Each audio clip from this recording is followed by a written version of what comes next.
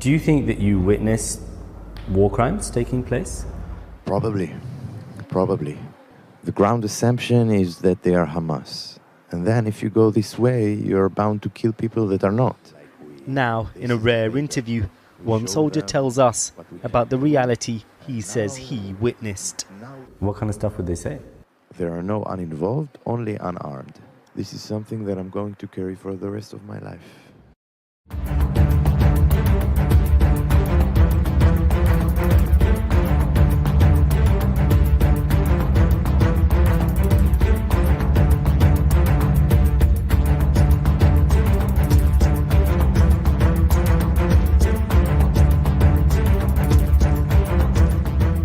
Welcome to the Daily Wrap-Up, a concise show dedicated to bringing you the most relevant, independent news as we see it from the last 24 hours. Monday, May 20th, 2024. Thank you for joining me today. A lot to cover. Some pretty big events over the last couple of days we're going to discuss and into today regarding the International Criminal Court, an Iranian plane crash with the president, as well as a ongoing, for a long time now, but kind of a resurgence of the U.S. involvement on the ground with the Democratic Republic of Congo in an attempt at another coup. At least that's what the facts seem to present. At the very least, we know that there was Americans on the ground, there were British people on the ground, one person that overlaps as, I believe, an Israeli American. We'll talk about all of this and how important it really is to the larger picture. But I find it most interesting that we're seeing this as somebody looks like everybody, of course. Somebody's saying black screen. It looks all good on my end. So let me know in the chat what you guys are seeing. As we're seeing the International Criminal Court bring forward, or at least announce, the charges. Yeah. Okay, that's interesting. I don't have any, I mean, I can see it clearly on my screen, guys, so I have no idea why you wouldn't be able to see my screen. Are you able to see that? Let me know in the chat. What a wonderful way to start today. So I'm going to keep going. Let me know if you can see. Yeah, looks like pretty much everybody's saying that. I don't even know how that's possible. On StreamYard, I'm looking at the screen. Everything's lined up perfectly. So let's see. I don't even know how we would continue if there's no video whatsoever. Is this just another form of censorship? Let's see, guys. I don't know. And this always kills me when I got this great thing lined up, everything's ready to go, I'm ready to jump into it, and right out of the gate we get these little things like this happen. I guess I can try to. Oh, okay. So now it's okay.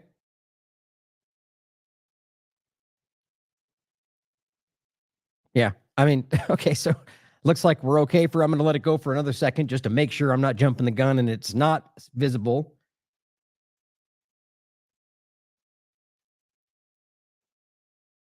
Not you, but the website is showing up. That's fantastic.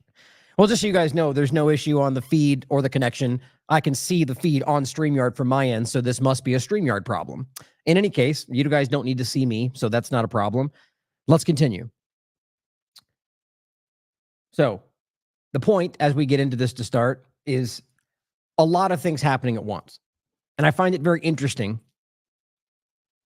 that this is happening while this comes out. Not necessarily to say or even imply that this is why those were happening. I just think it's interesting that we're seeing this kind of breakdown of what used to be the norm. And that's not even just about Israel and the way that the Israeli government, the Zionist faction, has completely influenced and in many ways controlled things that are pervasive.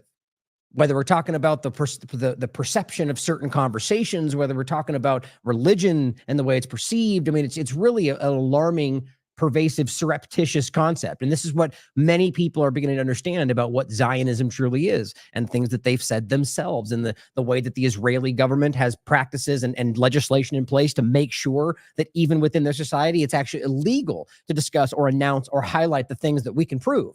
And I'm talking about the documentation of what happened, let's just say, for example, during the Nakba. And these have been admitted by Haaretz and by other Jewish people, by other Israelis. But yeah, yet we still get called racist for highlighting these things, or somehow biased for highlighting things that we can prove, as well as we all continue to highlight the things that we think are important in the conversation. We all have the perceptions that we believe, the way that we view things and the way we think things fit together. But that doesn't mean we're always right. What's important to understand is that the best we can do in any situation is be objective as we can, to try to put forward all sides of a conversation and to provide your source material. Nobody is without bias. And I'm talking about this because of something that I was discussing online earlier today. And I think it's interesting that there's, in this conversation more than ever, it's come out really clearly that there are a few people in this, I guess not people, but more so mindsets in this conversation, where we're talking about people that are unaware that they are completely blind when it comes to anything circling around the Israel conversation. And I only say that because I genuinely believe that there are people that believe that they're being honest. And I think it's a smaller group, but that truly have a complete blind spot when it comes to anything about Israel and are so on guard that they attack people for simply trying to be objective about the conversation. Then there are people that I can clearly see that are willfully deceiving people for the interest of Israel or whatever they believe they're fighting for on that side. And then there's people I believe that are genuinely trying to call it out. Now, of course, there's a multifaceted group within that as well, even to the point that I can prove to you that there are outwardly absolute racists that are using this conversation to push forward their belief that all Jews in the world are bad, which is ridiculous and disgusting. But the frustrating part is that those people will attack those of us like what we're doing here, as if we somehow secretly hate all the Jews, which I just can't even say without laughing about it right now. Not to say that there's not somebody out there that does, that we can point them out in our chat sometimes. The point is that it's incredible that we can try our best to have an objective conversation about things that are swirling around some of the biggest topics in the developing conversations in the world, historical foreign policy dynamics, and just do our best to be objective about it and highlight provable connection to these things. And yet those people will still try to shout you down and still try to act like you're wink, wink, saying what we all know. It's just sort of embarrassing. And I really believe it's a dying thing right now. Not that that's not going to come back in other topics, but I mean, in regard to Israel. Now, I'm saying all of this because what we're talking about today, going back in history, is where it becomes so frustrating for some people, like Congo, for example. And I just highlighted the idea of the diamond trade, the blood diamonds, and the horrific reality that is very easy to see that ties directly to Israel and the diamond industry, of what they do with child labor, and the reality of not just that, but a lot of things that have revolve around the blood diamond market, or conversations like Rwanda or Bosnia or any other previous genocides that we can literally prove that Israel was involved with, as well as the U.S. in many cases. And it's only relevant right now because we're discussing Israel as a central point to a lot of the things we're discussing today. Now, why should we be worried to talk about those things when you can literally point to the leading newspaper, one of them in Israel, Haaretz, who have broken these things down over the years, even highlighted that the reason these are so quiet and so hard to find is because their legislation makes it a law that they're not allowed to even access these documents, not as journalists, not as anybody. So it's incredible that there's so people that don't see that, choose to ignore how controlled and how dishonest all of this is. But at the same time, I'm finding a lot of beacons of light out there that I never expected. People that I think are, and I'm not even talking about the ones you might think are the people that probably most of which a lot of the non-regular viewers might not even know about, but people out there that are, in my opinion, taking the same kind of stance, being objective, trying to be as honest and as factual as we can with, of course, our own opinions. Nobody is without bias. Anybody out there pretending that they aren't or are without bias are dishonest people. The best we can do is try to be objective throughout it all. Now that I've waited quite a while, and I did want to mostly say all of that, but really just wanted to make sure we're still good with the picture. Let me know in the chat. Everything's up and running before we jump into this. I don't want to have another breakdown throughout it all because I think a lot of this is very important today. So I'm going to get going, but let me know in the chat. And also let me know if you are able to see me or not. I just brought up my view as well. Not that that matters for the larger show, but just curious ultimately what's going on. So let's get into it. So I wanted to start actually with an interesting point that's sort of completely disconnected from the larger points we're going to make today. And it's actually pretty incredible that it's so prominent, which has been up on the screen the whole time I've been talking now. Picture good. It feels just my camera. That's very interesting to me. I'm just, not that I need to say this, but I'm thinking if I were just to jump out of StreamYard and come back in, it would probably be okay. But I don't want to have to reset everything. So I'm just going to leave it that way for today. But interesting indeed. But so, oh, now you can see me. Interesting. Anyway, let's get past from all of that. For those in the podcast who are listening to this the day after I started, you're all like, get to it, Ryan. So this is an important conversation about the Red Cross, about blood contamination that I think is actually pretty incredible. This is from the UK. So, the headline is sort of a running. I absolutely hate these live update feed channel. Like I wish they would just post articles about what's happening. But this is about, at least as the title says now, Sunak offers wholehearted apology to victims of infected blood scandal. Isn't that interesting? Especially for those of us that have been following the Red Cross contamination with the idea of the spike protein conversation.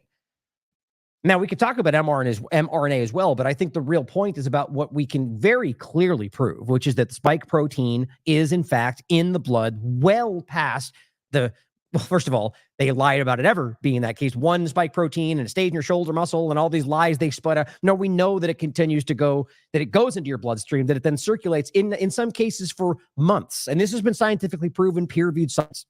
And I'll show you them in a second. And then we know that people have given blood within a time frame, even as the Red Cross says you have to have this much time after you've got the shot. There's a whole window there where we can prove that they do and can have spike proteins in their blood. Then we can prove the spike protein has been proven by the Salk Institute, Circular Research, I believe is the name of the medical journal.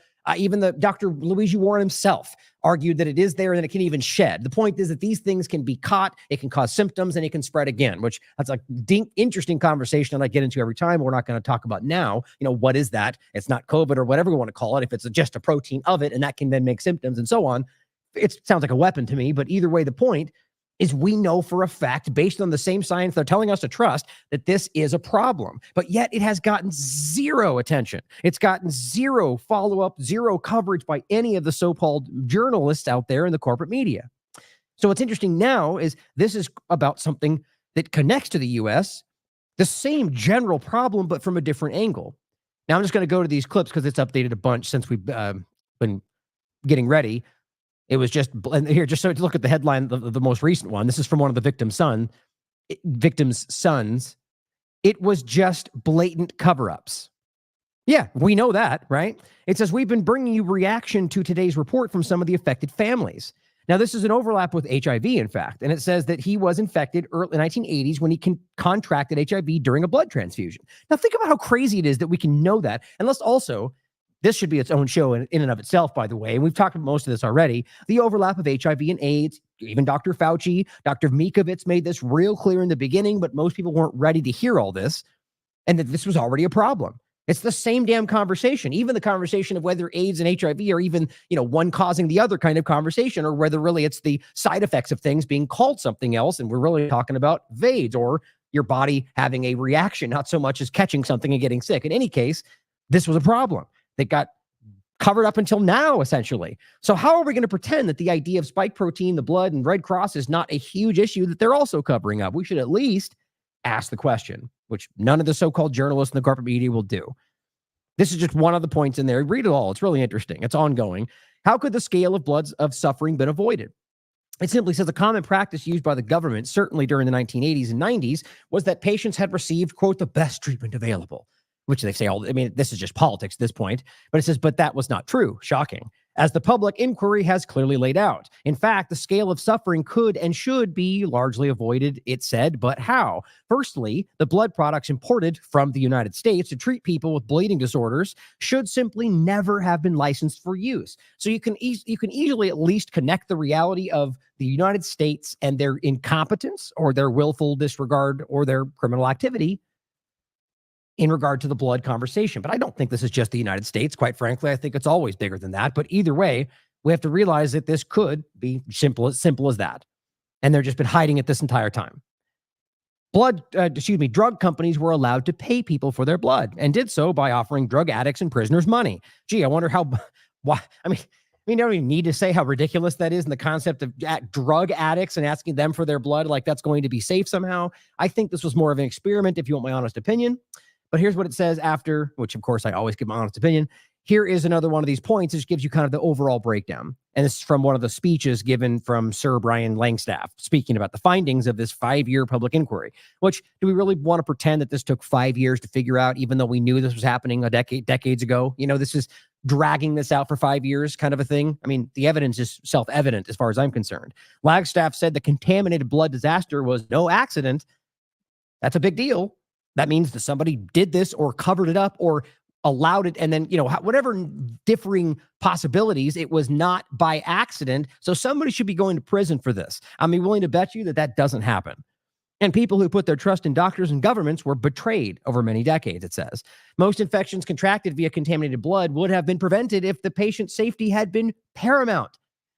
I mean, my God, we're talking, so the idea that the patient's safety is not paramount in a patient, just please overlap this for those that might be still skeptical of the vaccines, or, you know, the idea that the COVID-19 conversation was all conspiracy theories. The idea that when we can clearly see that they do not put your safety at the top of the list in the context of what things they're doing for you, you just need to recognize that that's pretty much how they think in general. And it says children witnessed the decline of and death of one, sometimes both parents, and their lives were irrevocably altered. I mean, I can go on for a while. You get the clear point here. Now, this is just one of these articles about it. UK inquiry accuses authorities of cover-up in infected blood scandal. Now, what's interesting, of course, is it's an inquiry from the UK, but my opinion, if you want it, is that ultimately I think that the governments are absolutely involved with allowing this, covering it up, turning a blind eye, whatever you want to call it. So this feels a little bit like a cover-up in and of itself. We'll see what happens in regard to accountability, but let's end with this segment to make sure we do not forget. This is the reason I'm even talking about this. We've talked about that story. Again, they're breaking the news about the thing we just investigated that we've all been talking about for 20 years, right? That's how this ridiculous concept goes, is that we pretend it's the illusion of accountability in most cases only when it's at the absolute breaking point, usually a little bit beyond that, right? That they're trying to patch up something that's completely irrevocably broken with a half story to make you think that everything's back. And my point is they've lost control. That's why it's broken. But Red Cross, September 13th, 2022. In response to Longclaw, who actually, I'm really surprised they responded to this as they posted something about blood, giving blood, 2022. And they said, is COVID vaccinated blood labeled as such? It's a very valid question. What if you need blood and you don't want vaccinated blood? I mean, I don't even know why that's considered a conspiracy theory. Whether or not you think the spike protein, whatever else, I mean, we're talking about even historical concepts, not even mRNA. We're talking about things that historically there is something there. It's not just benign. And so the idea that you at the very least, whether it's benign or not, isn't it your choice? Shouldn't I demand, or you demand, that we want to know this information? Clearly most do. They don't care.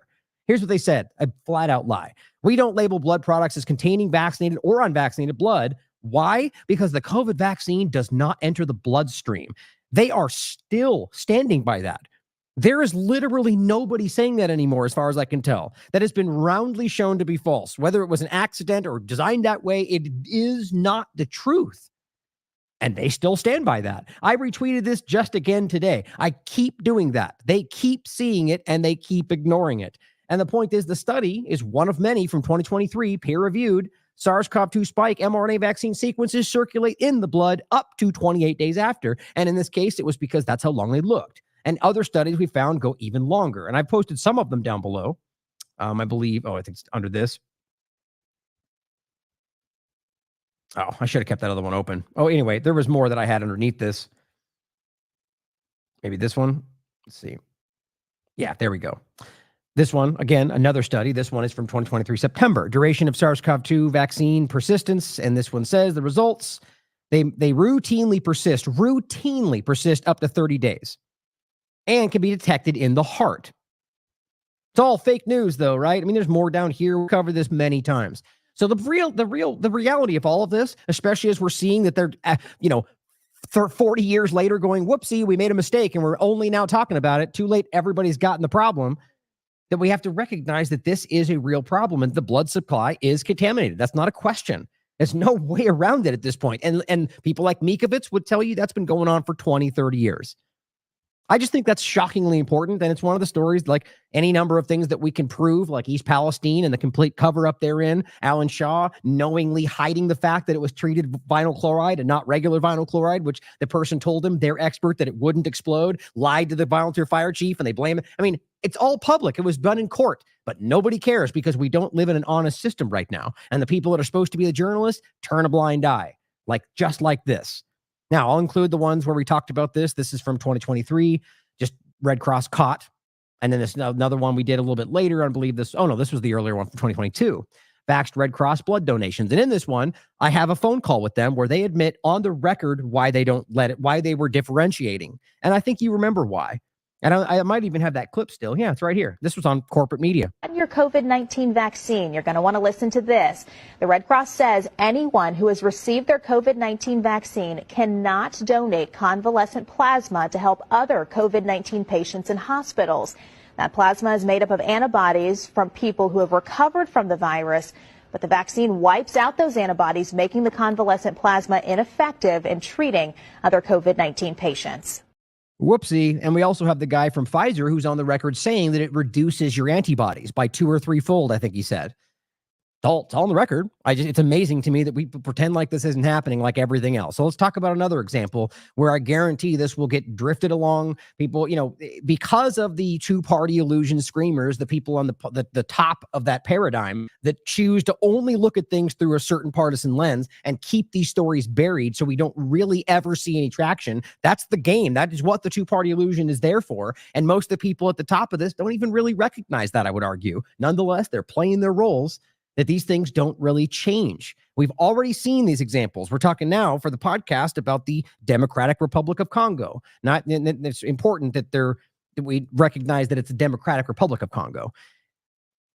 That there is yet another example of a coup. Now, this is coming from people in the government in Congo, as well as common sense here, I think is very clear based on historical. I'll just show you some of these right out of the gate. Where we've already talked about this, where the U.S. was quietly deploying troops in Congo, where we know that there is already an attempt at a coup. We already even in the past have caught them where they were arrested, caught, and they're publicized, and then the U.S. convinced them to send them back home, and then nothing happened about it. More than once this has happened. And it's very clear why, at least in the one example, is for things like cobalt, which is shockingly important to the U.S. government at this point, thinking all the future that they want that most of us don't in regard to electric vehicles and everything else. But here's an article from Barron's just simply highlighting Americans, a Brit, among those in the Congo, in Democratic Republic of Congo, in a coup bid. And there's some, actually, I might have, let's see. Yeah, I did have some screenshots. Hold on one second. Then I thought it would stick around, but it didn't, I guess. Nope, it's not that one. I could just read through it, but I think there was not that one. Oh, well. In any case, the point here is this simply highlighting the idea that there were Britons, there were Brits, there were Americans. And I believe there's some argument there was some Canadian overlap too, but this is a lot of this is up in the air. And I think that there is, both with this and the helicopter crash we're going to get to, the main point to recognize here is that this is kind of an ongoing, both of them are stories that are ongoing, and that there are two things always happening when that's going on. People in positions of power or, tangential to this that want to manipulate it for whatever reason, that will flood the conversation with nonsense to drive it in their direction for their benefit. The people that are involved and don't want you to see what's going on, that try to downplay and sidestep and, muddy the waters about the conversation. That's always going on, guys. That's always happening. And I just think we need to always recognize that. So there's going to be information that flies around when you have ongoing stories. That's why we have to be as objective as possible and prove and source and ultimately be okay saying we don't know when that's the case. Now, it says a number of Americans and a British man were part of a group responsible for a coup attempt in the Democratic Republic of Congo in the capital in early Sunday, so yesterday, according to a spokesman general.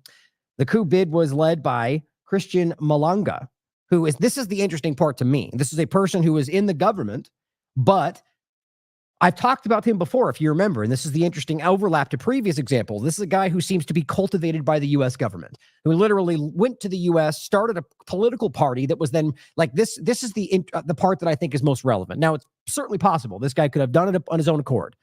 done it because he wanted to take power. I mean, there's plenty of examples, but we need to realize how routine this is for the U.S. government or the Israeli government or people that have done this in the past for their own interests, especially when it comes to things like rare earth minerals.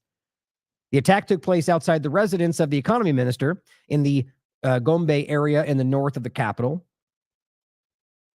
Yeah, it does say the group was made up of several nationalities. And it says, adding that around 40 of the attackers have been arrested and 4, including Malanga, were killed. And his son was involved as well. It says, we also have a naturalized British subject, the number 2 of the group. Interesting. So if we're talking about the U.S. government being the lead on this, or even potentially Israel, we'll get into why, it's at least seems interesting that the British subject, they argue, is the number 2 of the group. Pretty classic these days for the vassal states of the empire. the groups like, and, I'm sure Britain would like that being the description, but the point is that you can clearly see how they completely bow to the interest of U.S. government. It's just places like New Zealand and Australia are the same at this point. That's not meant to insult any Brits out there, if that's not the right use. Is it Britons or Brits? I've heard both, but in any case, people from Britain. And I'm going to leave it there in general. I think the point was here, ultimately, that we know that they were Americans and Brits that were involved. The question really is that then from a official standpoint? Were they sent there by their governments? Was there some kind of other overlap? Or were these, in regard to at least the one we can prove, an Israeli-American, was that coming from another side? Were these people involved for a different reason? These are questions we should be asking. Now, from the New York Times, the Congolese army says it foiled a coup involving Americans. Now, it says, in addition to the footage of a bloodied white man on the ground, actually, here, I'll just play this one for you first so you can see this. This is from African News Feed. Democratic Republic of Congo, armed forces repelled an attempted coup d'etat involving Congolese and foreign fighters on Sunday morning. And you interestingly show these two. Now, at first, this confused me because neither of these people are this guy, but as both the New York Times and others highlight, they're showing these two. I believe this one is the son of the politician in Congo. And then they have this passport, which they're alleging is an Israeli American. And then there's also another American, apparently. Those two are not actually shown, at least as far as I can see so far. I'm sure somebody has footage out there somewhere. But this is clearly an American passport. Now, Benjamin Rubin is the name on there. Well, technically, it's Zalman Poland Benjamin Rubin, which is interesting. And apparently, Zalman Poland is a very, very, very common Ashkenazi Jew Israeli name, which doesn't prove that he's Israeli. But the point is, that's what the coverage has been so far. Here's what it says. Addition to the footage of the bloodied white man we just showed you on the ground, sitting beside someone identified as Mr. Malanga's son, an American, images also circulated showing the passport of another American, Benjamin Rubin Zalman Poland. Now, I've seen people reverse that, in fact, where they show the other two first, but either way, said to be involved in the episode. News reports previously identified him as a cannabis entrepreneur. This is interesting, involved in gold mining. Okay, with Mr. Malanga. Now, we already talked about the gold mining aspect. Robert's written about this in depth, and the idea that this was a central part of the U.S. involvement to manipulating the country, handing these mines to the people that they, essentially like a bribe. Think of it that way. But I think the cannabis overlap is interesting as well, and we'll come back to that. Dino Matani, a former United Nations investigator on Congo, said the Congolese authorities told him in 2018 that they suspected Mr. Malanga of a plot to kill the previous president, Joseph Kabila. So this is something that's already been happening. And the UN investigator was openly saying this in 2018, that he was suspected of trying to kill the previous president. And yet nothing happened, which is interesting. I think that at least would add more possibility to what we were just saying. The logic of it being, let me put it this way. If we're talking about the U.S. potentially being involved, it wouldn't be hard to stop this kind of investigation, seeing as how they have such a strong influence over the UN. And it seems this guy is their guy. But it says a website in Mr. Malanga's name said that his family settled in Salt Lake City in the 1990s as a part of a refugee settlement program. That's interesting. Of course, that will add a lot of fuel to the conversation about how we talk about weaponized migration. Now, not from the two-party illusion perspective that these people are all somehow all guilty for just simply being migrants that are being manipulated, or the fact that we can talk about the ignoring of elements that come from the Israeli side, or they only look at the ones that highlight a bad problem. And I'm talking about the two-party illusion side of this. There is still a real aspect to weaponized migration, and this would be a perfect example of that. He says he participated in the U.S. Army Junior Reserve Officers Training Corps. I mean, this is crazy. So this guy literally trained with the U.S. military. went to the United States as a refugee settlement program. And there's more than that, by the way, and I'll get to it in a second. It says a year later, he returned to the United States where he formed the United Congolese Party in the United States, a grassroots platform that unifies the Congolese diaspora around the world, opposing the current dictatorship. Now, we're realizing that the one he's referring to, or I mean, at the time, let's put it this way, to get into the different ups and downs, there's been many attempts by the U.S. government, some successful in the past, to control this area. So as far as I'm concerned, when we're talking about a U.S. government entity that's being, building a political party in this country, this is what they're known for. That's what the National Endowment for Democracy and all these different groups and USAID, that's what these are mostly covers for. Not that everybody involved is aware of that. Ultimately carrying out the same thing the CIA did in clandestine fashion before we were aware of that. That's a direct statement from people involved with these groups, that they do what they used to do in a clandestine fashion today, which is regime change. And the fact that they're opposing the current dictatorship, I mean, it's the same way they would frame anything they're disagreeing with. But, as always, consider other angles, consider whether or not this person could have acted of their own accord. But I think, again, when we have the evidence in front of us, it's hard not to see the same old trappings of regime change that we've seen in the past. It also adds Congo is a focus of American policy in Africa for its deep reserves of cobalt, a key mineral in the production of electric vehicles. China owns or controls most of Congo's cobalt mining producing sites. Now, that is a huge aspect of this. And this is a source of concern to the Biden administration.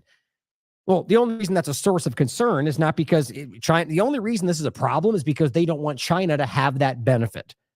Which you could argue that that's about democracy. I mean, that feels pretty naive to make that case, especially when you're seeing the U.S. government, the one that's marching around the world and occupying, destroying, and destabilizing countries under a guise of democracy. I'm not saying China is any better. China scares the hell out of me when it comes to their authoritarian, technocratic direction. But the point is that if you compare what's going on around the world, you do not have China marching around the world and destroying countries. You have them making deals. Usually, I could argue in any of these governments using their strong-arm tactics to get a better deal for themselves at the expense of the country, but at least the country's getting something for it. Like, this is my point. If you have a country that is being occupied by the U.S., has been destabilized, calling them terrorists, doing all the things, and they're just reaping all the benefits and outsourcing everything, and China comes along and says, here, we'll make you a deal. You get some.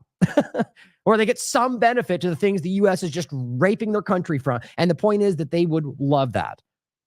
And I'm not even saying it's all, I can see plenty of deals they've made with groups in Africa that are not bad deals.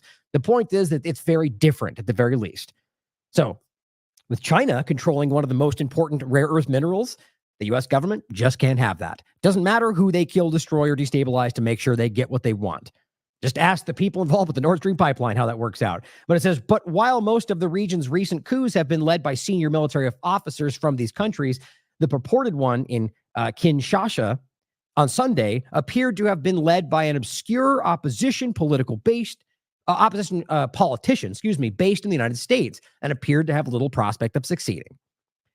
Interesting. I mean, this is what they're framing it as now. Right? As of course, the New York Times, in my opinion, kind of playing its downplaying role in this.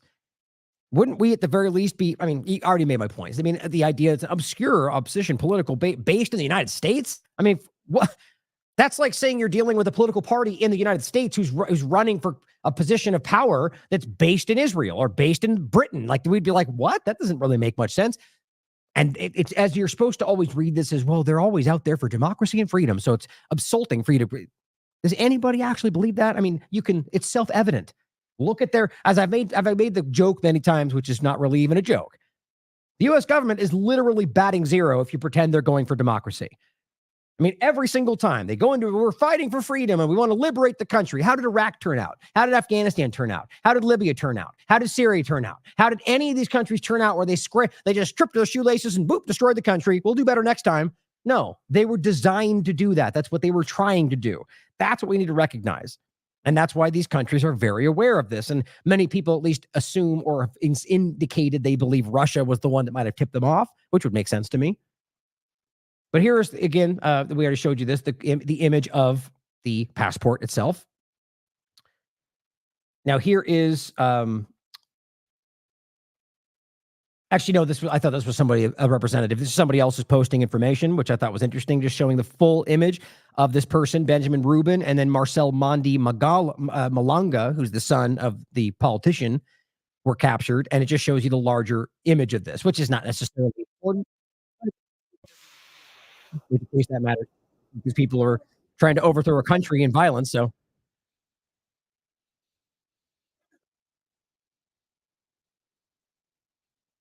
I will make a point too, that it's interesting to me that I guarantee there are some people out there who would make the argument that we're supposed to care more that this person is being arrested and held hot, because he's an American. Which I don't understand that for most people, whether I'm American or not. Did he break the law? Was he trying to commit a crime? And again, not saying we can prove it. Well, if you think that this is not enough to make that case, then wait for all the evidence. If you think it's going to prove out in a different way, and we could talk about that at the case. I think the evidence is very clear. This was clearly an attempt and clearly involved an American, Israeli, and Britain. My point, though, is that it's interesting that, like, for instance, when a spy gets caught in Iran and they arrest him and they screech about how you're, taking him, how you're kidnapping an American, it's like, well, the guy was breaking the law. It's interesting that we pretend like it doesn't matter simply because it's an American, which, by the way, is what a lot of foreign entities believe is, which creates the resentment even towards average Americans, which I think is largely the point. Sort of a Zionism using the Judaism conversation to create resentment, so it ends up creating what they claim exists. So my point is that this person, just because he's an American, if proven to be involved in this coup, should not be treated any differently because he's an American.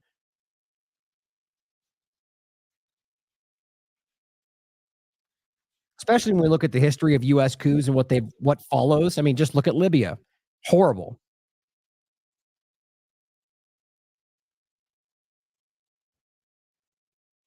Cloud Gateberg points out those who pretend to want change but take shortcuts like a coup, for example, instead of the hard work of awakening the people, aren't really trying to be radical and fundamental change. They just want the positions, and power, and control. The failed coup in Congo is one of the shortcuts taken by many, including some who try it via political manipulations, not only in Congo, but elsewhere. Oh, and who is this American guy that was part of the coup? It says such change, in quotes, if it happened at all, as we've seen many times, will be very temporary and self-serving for those who want power instead of fundamental change. Very well put in the end point there, because the reality is they don't want change. They want to maintain destabilization, maintain insecurity so they can reap the benefits. So they can force the country and whoever current warlord, whoever, whatever person's willing to bend all the rules, break them all, have no real moral accountability, who will do whatever they say as long as you pay them. That's the kind of people they work with. That's the whole point about this ongoing discussion in the Middle East, where it's provable at this point that Israel, and has for a long time, Israel and the United States have funded the most radical elements of the very thing they claim they're fighting. Why? Because they're willing to do anything where the people that are more moderate don't want to just bend over and let Israel and the U.S. take whatever they want for the benefit of them at the expense of their people. Even if you still argue that they may be more radical than you like. The point is that they weren't radical enough, because they were going, no, we don't want that from you. And so they go to the most radical, the ones that have nothing that are sacred, and they pay them and influence them and then blame the entire concept for being that way. It's inherently disgusting. Like, these people don't care about anything. And that doesn't mean everybody, but clearly we can see a central role here. And down here, it's just simply showing you the same clip. And this is Congo is bleeding. Simply saying change in Congo will not come through arms, but through the awakening of national consciousness. What happened today is not what the Congolese government is telling us happened. So everyone seems to be questioning the reality. He's even questioning what they're claiming happened. So bear that in mind. Now this is where it gets very interesting to me. This is a kind of a smaller TV channel representative simply saying the gang leader of the attackers, Malanga, who you're going to see in this video, has been preparing for a very long time to overthrow the power of the capital. Now, the point is that this is not news. I mean, even the New York Times made that clear. Even the United Nations had said he was trying to do that. But it says he was shot dead. Oh, no, it says he was discreetly supported by some Western countries and Israel. He was shot dead by the valiant soldiers of the Republican Guard. Now, here is a video of him speaking with the IDF in Congo. Look at that. There he is shaking hands with the people from the IDF. This guy right here is the one that got shot, who was involved with the coup. the one that's the only one that seems that's unquestionably provable that he was involved, he got shot. And, you could argue that the entire narrative is being manufactured, but I think there's more than enough evidence to see that that's not the case. But here it is talking with the IDF in Congo. So what are we talking about? It's obvious that there's some connection there, right? That has to matter. Absolutely. Here, as Pelham points out, now this is something that I've seen. This is in regard to the fact that this person is a mercenary. That's not something that I can verify. But American-Israeli Benjamin Rubin has been captured after a failed coup in Congo. Rubin she claims a paid mercenary by former head of Israel's Mossad spy agency Yossi Cohen and Jewish billionaire Dan Gertler. This is the second failed coup by Yossi Cohen, who is banned from entering the Democratic Republic of Congo. Now remember, there's a huge overlap to this with the blood diamond industry, which is a huge amount of revenue for Israel in general. And I think that if that's called into question, especially right now, I would think you would see some pretty desperate action. Maybe that's what we're looking at. Now, this person comments saying this is a great point. We're talking about an Israeli American. And the point being, well, this is an example of the dual citizenship problem. Do you see how an Israeli can implicate America while working for Mossad as a double agent? This is an example of the identities of the deep state. Name another group that has this flex in America. Right? I mean, the point is you could argue that's just like a false flag kind of concept. And more than that, just the idea that it's somebody who is acting under, again, mostly reported right now is an American. Why is it that we're leaving off the other part of that? Now, Pelham also reports, in regard to Congo, the Biden administration is set to allow a Jewish billionaire, Dan Gertler, to cash out his mining positions in the Democratic Republic of Congo, which has enraged human rights activists. Gertler is responsible for thousands of child slaves, that's what she's showing right here, which is undeniably provable, in his illegal cobalt and diamond mines in the DRC. If as always, this is not, we don't just take tweets for at face value. This is the reality. Here's May 17th from Times of Israel. U.S., quote, exploring limited sanctions relief. Why? For Israeli mining magnate Dan Gertler. So this is this is literally, they're talking about removing sanctions to allow this person to cash out of an ongoing, this is incredible to me. And I think there's obviously something in flux around this entire endeavor. And I guarantee that makes the Israeli government very uncomfortable. This is just an Israeli billionaire who's being allowed, like nobody else would, or potentially considering allowing him to cash out. And who's going to buy in? Who are they buying? Who is he buy? Who is giving him the money? That's interesting. Now, here is a local report about this, the strange coup.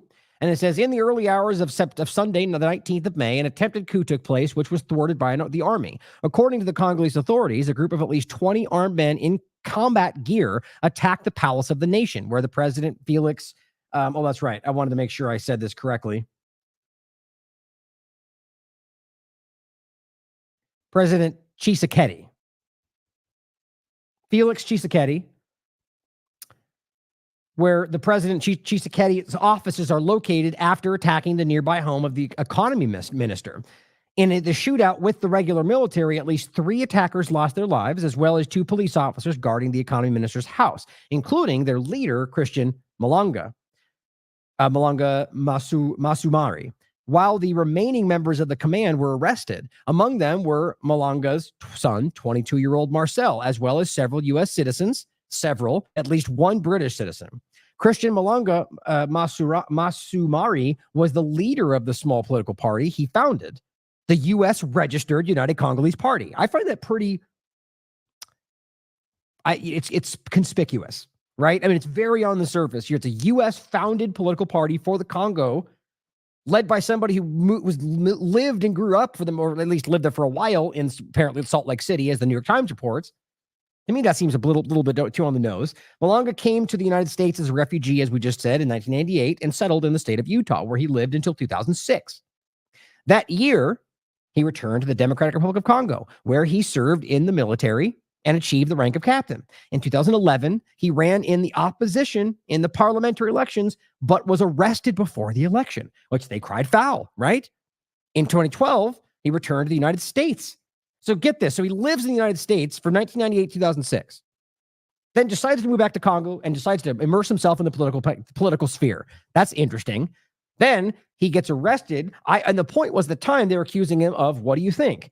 Working for a foreign government. He leaves, goes back to the United States, founds this party, and then goes back and gets more. And how do we ignore that clear overlap? Now, it says in 2013, Malonga was appointed ambassador to the International Religious Freedom Roundtable, which was a Washington-based coalition of 52 non-governmental organizations. Now, it doesn't immediately mean or prove, because he's so immersed with the U.S. government, that this is exactly what it looks like. But come on, guys, we have to be honest with everything else. Of course, I believe that's exactly what it is. But just these points alone, only a willfully ignorant person is not aware of the usual situation that the U.S. government is involved in. When they have their Washington-based coalition, it's usually packed full with the people that we know are not what they're pretending to be. I mean, their chief ally are Saudi Arabia and Israel, for crying out loud. It's very clear that they are not morally sound at this point, guys. And it says in 2016, he was part of a British-backed delegation. So which explains the coup we're talking about, of African leaders that traveled to Tbilisi in Georgia, the country. The Americans arrested, including Benjamin Rubin Zalman Poland of Maryland, and Cole Patrick. Both were business partners of Malonga in the medical cannabis and e-cigarette business. E-cigarettes, vaping. Of course it is. In Mozambique, where they founded the company CCB Mining Solutions. Rubin Zalman Poland was arrested in the U.S. in 2014 for drug trafficking. So this guy was already, there's a couple ways you can look at this. And this is the guy that's supposedly the Israeli American. The point is that we're talking about somebody who was already arrested in the United States in 2014 for drug trafficking, which I understand it is some kind of ongoing up in the air situation. What does that tell you? That to me suggests very clearly that if, let's just say, everything else is not the reality, that somebody who is compromised, who could have been used in this way. The way that they ask someone, hey, you do this for us and you won't go to jail. Certainly possible. Just one of the many things that we're considering. Here is another, it's from Vanguard. Democratic Republic of Congo's army accuses America of involvement in the failed coup. The passport of one of the Americans allegedly involved in the failed coup of Zalman Poland, Benjamin Rubin, has been posted on social media, as you guys have seen. Americans' alleged involvement in this coup comes after a series of armed attacks organized by members of the U.S. private military company, Bancroft, in the Central African Republic, targeting mines belonging to none other than Chinese companies. Well, look at that. Most recently, Gaga's gold mine in May 12, 2024. See, right there, we've come full circle already. We already see the reality here that this, at least in this sense, was aimed at competition of China owning the mines that the U.S., or at least the U.S. infrastructure, coveted. And so what we're talking about is a coup that came after continuing armed attacks by members of a United States private military company, Bancroft. Now, this is the whole point about the plausible deniability, or the idea that you can have, we're no longer in Afghanistan. A complete lie, because we know whether, quite frankly, I think it's quite easy to prove that they even still have U.S. personnel, but we're talking about military contractors or proxy groups. That's what they are. That's just what they constantly do. So when we realize a U.S. private military company is acting in their interests against the groups that they're clearly against, I think that is self-explanatory. It says the U.S. Embassy in the DRC has denied any U.S. involvement, of course, in the coup attempt, and as does the justifications and statements of the U.S. Embassy in the Central African Republic regarding the illegal activities of its citizens, agents, and PMCs in the Central African Republic. It says, for many political activists in Africa, the United States is intensifying the struggle for political influence. That's the China dynamic in the region, and has now moved on to more violent actions, or continues them. Though non-governmental organizations, or through NGOs like USAID, National Endowment for Democracy, totally not non-governmental, but that's the game, and its citizens, agents, and private military companies, the U.S. is conducting a series of violent actions in order to impose its policy in the Central African region. I mean, is this even hard? This is like what U.S. government 101, guys. This is very easy to wrap your mind around. It says political activists in Africa, and that the chain activists in Africa add that the chain of U.S. violence will continue, and leaders of Central African countries must be extremely vigilant regarding the activities of U.S. citizens and organizations in their countries. It's funny how the U.S. government, going back a long time, World War II and before, really pressed the idea of the fifth column. Can't allow other dangerous people from other countries or Americans that are influenced by them to sabotage what we're doing, which of course is real. That's everywhere in the world. You're going to have people, both local and not local, who are either influenced or part of something that will try to act for the interest of other. But guess who does that more than anybody in the world? The U.S. government. It's all on the surface. They have entire programs. What do you think things like Voice of America and these different groups are? That's what those are. So just recognize that the whole every accusation is an admission kind of thing. Here is an insulting example. I'm going to play a clip from this later in the show if we get to it. Joe Biden on the 19th, literally on the day that this is breaking down, or really not the exact day, but the ongoing reality of it right up until the 19th, he gives a speech with the flag for Congo behind him. I mean, it's just almost like an insult. I mean, this person is going, thank you for drawing attention to it. But, realistically, as I think it's self-evident the U.S. government is involved in some way, it's almost too much on the nose for me. Or just insulting that you pretend that you're fighting for a group that you're actively and historically destabilizing for your own benefit. But I'll include the shows we did recently, or the coverage of this. This is a show I just recently did, and this gets into a lot of the stuff I touched on here that go in much deeper. Hey, this was also about Haiti. Same conversation, really. Haiti fights to end Western exploitation. Congo continues to be manipulated, and Israel defeated itself. That's the ongoing thing. I made that claim the first week of this, that they already lost. And I don't even just mean militarily, but I think that's all becoming clear to everybody. But the reality here is that you can see the fingerprints, guys. And in this one, I go deep in the conversation of the mines and how you can prove this. There's entire articles written by Israeli media, documentation, admissions, showing that this is the reality. And that the U.S. government turns a blind eye as they accuse anybody else even for a fraction of the same. This was one I wrote personally in 2016, the Congo uprising and the CIA stooge. And this overlapped with a lot of the stuff we're talking about today. And this one was 2019 from Jason Ditz from antiwar.com. U.S. quietly deploys troops to Gabon amid fears of unrest in Congo, which is, just the main central point of this. Remember this? This is from Zero Hedge, I believe, 2018, from this orc-looking character who is a U.S. politician or U.S. intelligence apparatus kind of guy. Former CIA chief admits U.S. meddling in foreign elections, quote, for their own good. He was on, I think it was MSNBC when he said that. Laughed about it. It's so grotesque how obvious a lot of this is. Now, on that same note, this is how absurd this is getting. And I genuinely believe that this is the genie's out of the bottle with this, guys. Now, there's going to be other things that are going to swing around, new narratives and new agendas. But my point is the idea that the United States government, which, by the way, I think has been gone for a long time, is this altruistic entity that's saving everybody and spreading democracy, is insulting. I don't think even Americans are lapping this up anymore. Only people trapped in the two-party illusion. And really, increasingly just on the right at this point. That doesn't mean we have to hate the country. The point is that we're talking about the country versus the government. And that, of course, when the right really blends those together. They're not the same thing. Your government is simply representatives of you. At least that's what we're told how it's supposed to be. You are the country. As the people, we are the country. Right? So to say you hate the country is to suggest you hate everybody in this country. And I think that's ridiculous. What we're talking about is disdain for a criminal entity that does not care about you. And in fact, is quite evidently, self-evidently working on in the interest of a foreign country at the expense of our interests. And many of the people in the two-party illusion will scream to defend that, thinking they're fighting for America or realizing they're not and not caring. But here's Matt Miller. The one that's been screaming that they're not committing any crimes in Israel right up until his last thing he said. Nothing. Not a crime. They have no evidence of committed. I mean, think about actually standing by that. Here's what he says. International law demands that Russia pay for what Putin destroyed. Think about saying that right now, especially with how much destruction is on full display. Even think about that just pretend their entire narrative is true, even though it's verifiably not. Does that just so Hamas is there? So that's okay. You destroyed every school and every hospital and I don't know how they think this is making sense to anybody. Maybe it's just desperate. But then to come out and say international law demand that Russia do the thing that we're very clearly not applying to Israel. It says it's also what the Ukrainian people deserve. But Palestinians just don't matter, apparently. We're working with the G7 partners to remedy the damage that Putin continues to cause. It's just so embarrassing. Because they know that we see this in most cases, right? They must. Here's what he said. I'll let you hear it.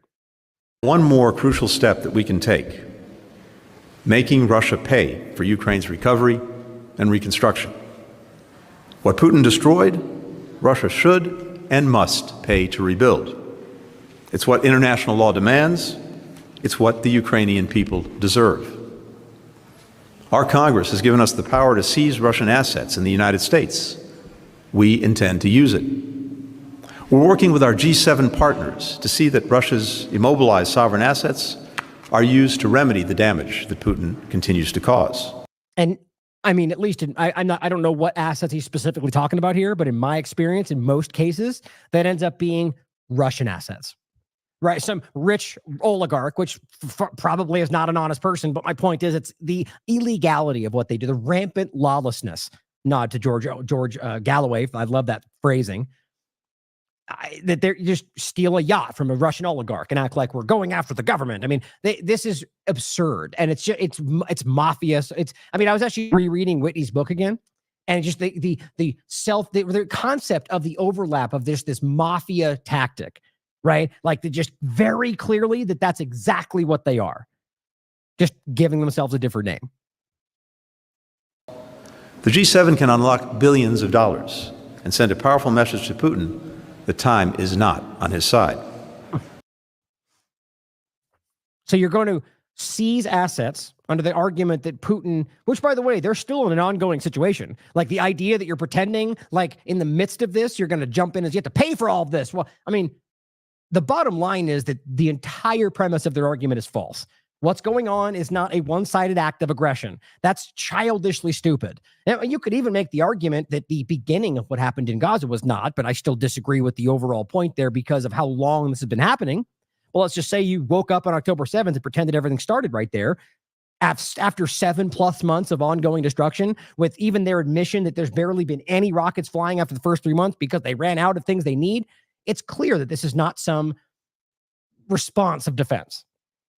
And by the way, it's still ongoing in the same concept. The point even they would make is that we'll wait till we have to, wait for this to be finished. We're not going to worry about this or that until we're done with our engagement.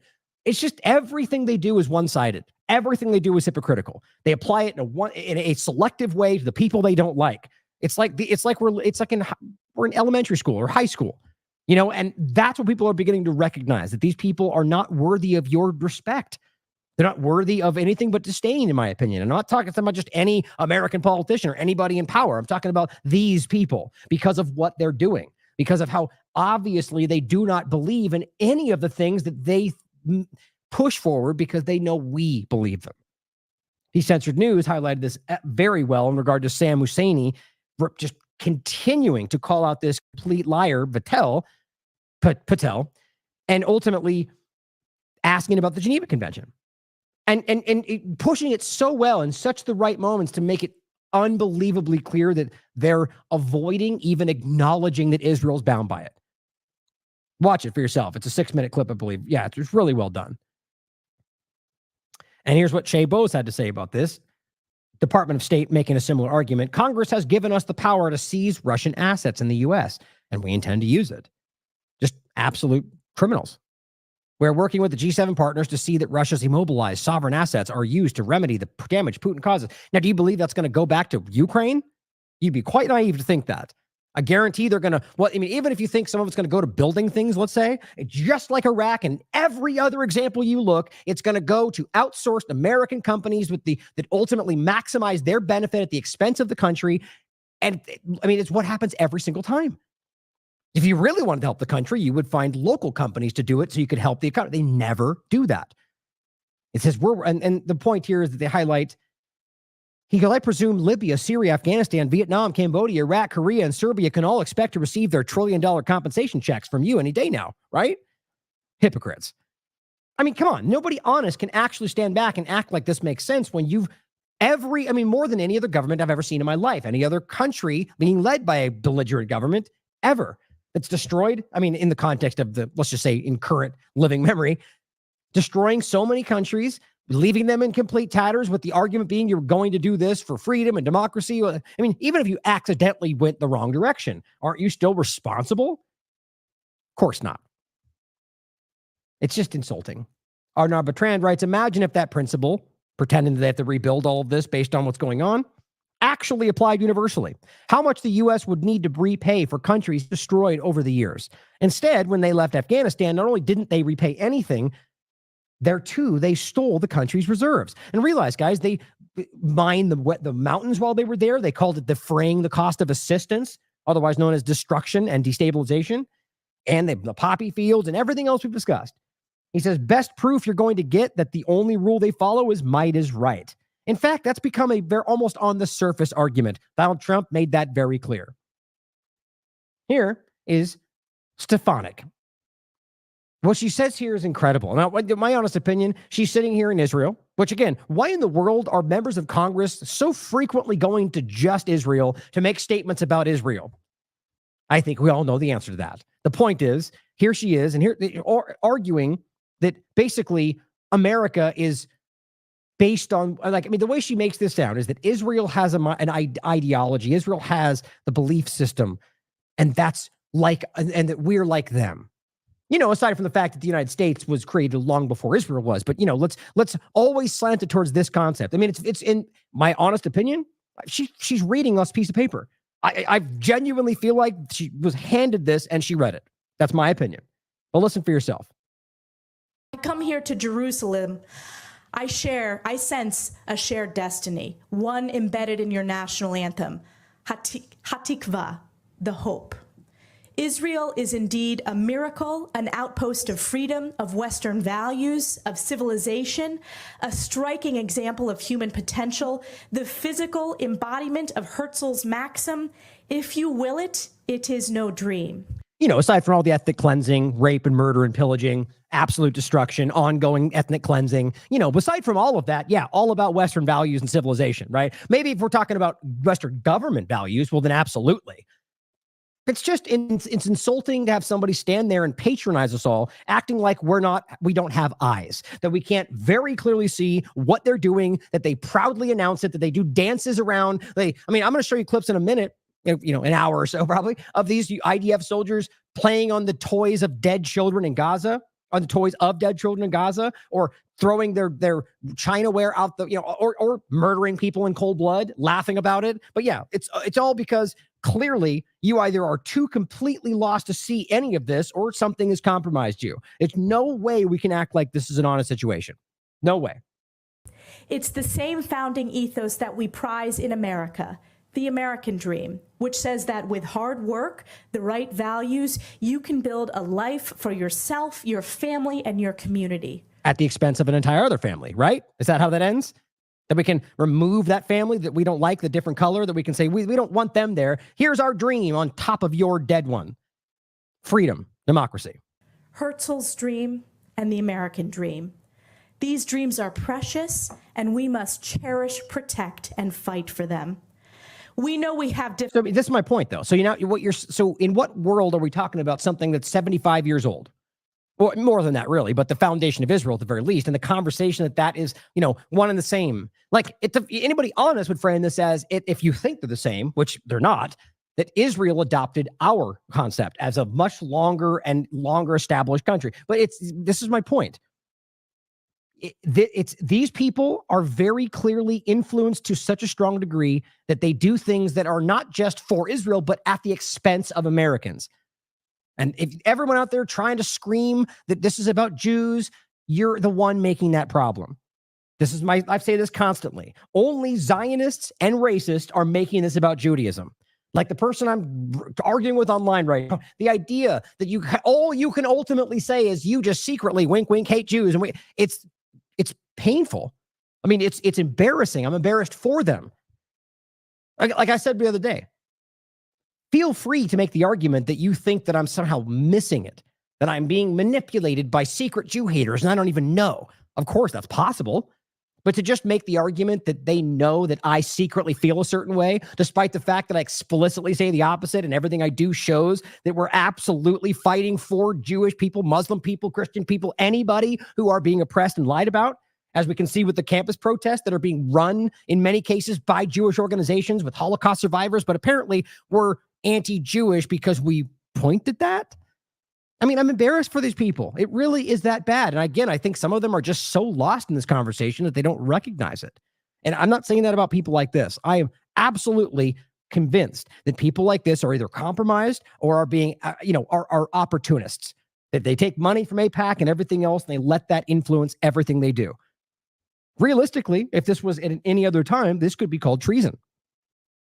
Difficult days ahead to ensure this always remains true. Prime Minister Netanyahu recently said that if Israel must stand alone, it will. And so what does that even mean? You mean aside from the constant bowing and scraping of people like you and the entire U.S. government?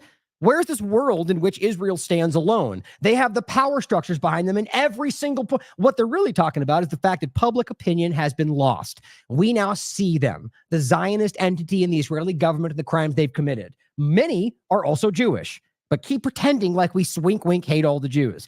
People like this are caught. What they're doing is illegal, in my opinion, at this point. They are absolutely acting in the interest of a foreign country. I am here to tell you that it is our duty as Americans that Israel does not stand alone. How is that our duty as Americans? You're telling me it's my duty as an American to stand with a foreign country because you say so? I mean, just think about how wild that is. Our duty as Americans is to protect the Constitution and protect fellow Americans and help maintain the things that we hold sacred. None of that has to do with a 75-year-old ethnic cleansing settler colonial project. We must never let Israel stand alone. I am confident in the end that our relationship will not just endure, but emerge stronger than ever before. Israel, keep fighting. We are with you. God bless Israel, and God bless the United States of America. Thank you for this tremendous honor. God, that's just so shocking. And remember, I called this person out. I still generally don't even know who she is. I didn't recognize her when I first saw it.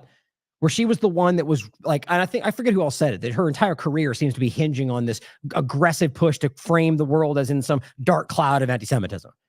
I remember, and she was the one that was calling out the campus presidents, which was completely backed by all the rabid right-wing people that wanted to go after them because they were woke and they don't like the way they think, which many of them were. But it just shows you that they're being manipulated, using that kind of perception of the woke mindset to attack people that at that point didn't deserve it. They were not saying anything other than what was generally the reality, that people are out there saying things that you're taking out of context. People are not saying, we're going after the Jew. And this has been made very clear by other Jewish people, in fact. People like Michael Tracy online, or people like Glenn Greenwald, who broke this down in every way. Scathingly went over every single angle of this, and you can prove that everything they're framing it as is not just dishonest, but completely manufactured. Not to say that there's not racism or other examples of pretty minor, benign actions of violence. And I mean that in the sense of people getting, pushing back and forth. There is everything they're highlighting in this conversation is based on absolute lies. I mean, it's not my opinion at this point. I mean, I just recently played the Glenn Greenwald breakdown where he makes this very clear. And of course, they're going to start calling him an anti-Semite, even though he's Jewish himself, because this is ridiculous. But realizing that my point was that she was the one leading that investigation, and her hands were shaking while she was like screaming over the top of them, and that you could tell that she was out of her depth. And some of them even resigned. And I'm not going to, I probably disagree with most of the things they believe. And I'm pretty what's the word I'm looking for? Like, I just believe the college structure today is a complete scam, quite frankly. And I think a lot of people understand that. But regardless of any of it, the point is that they were simply showing you that they were not just, there wasn't the lie that they were pushing forward, and they cast them aside anyway. Now, let's get into the conversation of the crash. Now, just before that, we're going to come back to the conversation of Israel in a second. I mean, even the crash itself seems to implicate Israel and the United States. But it's really important that we recognize that this is striking. It's obvious. These people do not believe about international law if they're willing to ignore every single thing that contradicts that when it comes from their allies, from themselves. How can they?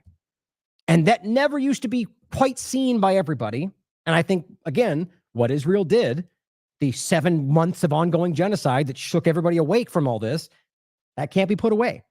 Now we see it. Plenty of average people that have never even thought to question the ongoing democracy around the world they're spreading have now seen it, and they can't put it away. And they trot out people like this to try to push you back in. And these are cartoons today. These people are not worthy of your respect. Here's from Associated Press, another example of something that I think is very easy to connect back to the very same people we're talking about because of the many different times they've discussed this kind of conversation, even threatened to assassinate these people. Statements from Lindsey Graham, for example. But then you get into all the facts and even the statements already made by Israel and their tangential outlets. At the very least, they want you to think they did this. But it says helicopter crash that killed Iran's president and others could reverberate across the Middle East. Now, this is my point about how these platforms work. It's insulting that they try to water this down with all of the lies that I'll prove to you again are lies. And again, the fact that it's coming from Jerusalem seems interesting to me. That's not, unless I'm unaware that they're now only based out of Jerusalem. I find it interesting that the overlap seemed to be coming from Jerusalem in most of these cases from AP. But in any case, it says the helicopter crash in which Iranian President Ibrahim Raisi, the country's foreign minister, and other officials were killed and is likely to reverberate across the Middle East, where Iran's influence runs wide and deep. It's just, the whole thing is meant to be like this, downplay that this was a criminal action, but without saying it, sort of make it seem acceptable because look at all the bad things that Israel says they're doing. But that's not, it's from any of these situations we cover. Is it somehow that, oh, well, this person deserved it, so the law doesn't matter? Well, not when it applies to their adversaries. Same thing with Israel bombing Syria all the time and just going, well, Iran's there. Well, that's not a crime. Okay, who cares? We'll move forward. There's nothing more than that. They just go, well, Iran, bad guy, and they're doing bad things, and we think they're terrorists. Okay, none of that means anything. There's not a crime being committed. They're there legally. They're allies with Syria. Even if you're talking about weapons shipments, it's not a crime, guys. They're allies. They can sell weapons back and forth, just like the U.S. does with the worst people in the world, in fact.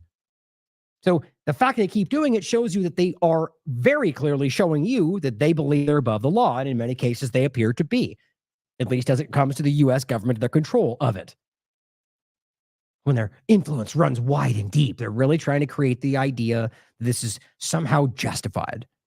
He goes, that's because Iran has spent decades supporting armed groups and militants in Lebanon, Syria, Iraq, Yemen, and Palestinian territories. Well, yeah, they do support them. They support their right of self-defense, the actual reality of a occupied territory with armed resistance, and the idea that these places are occupied, are suppressed, are in fact being attacked.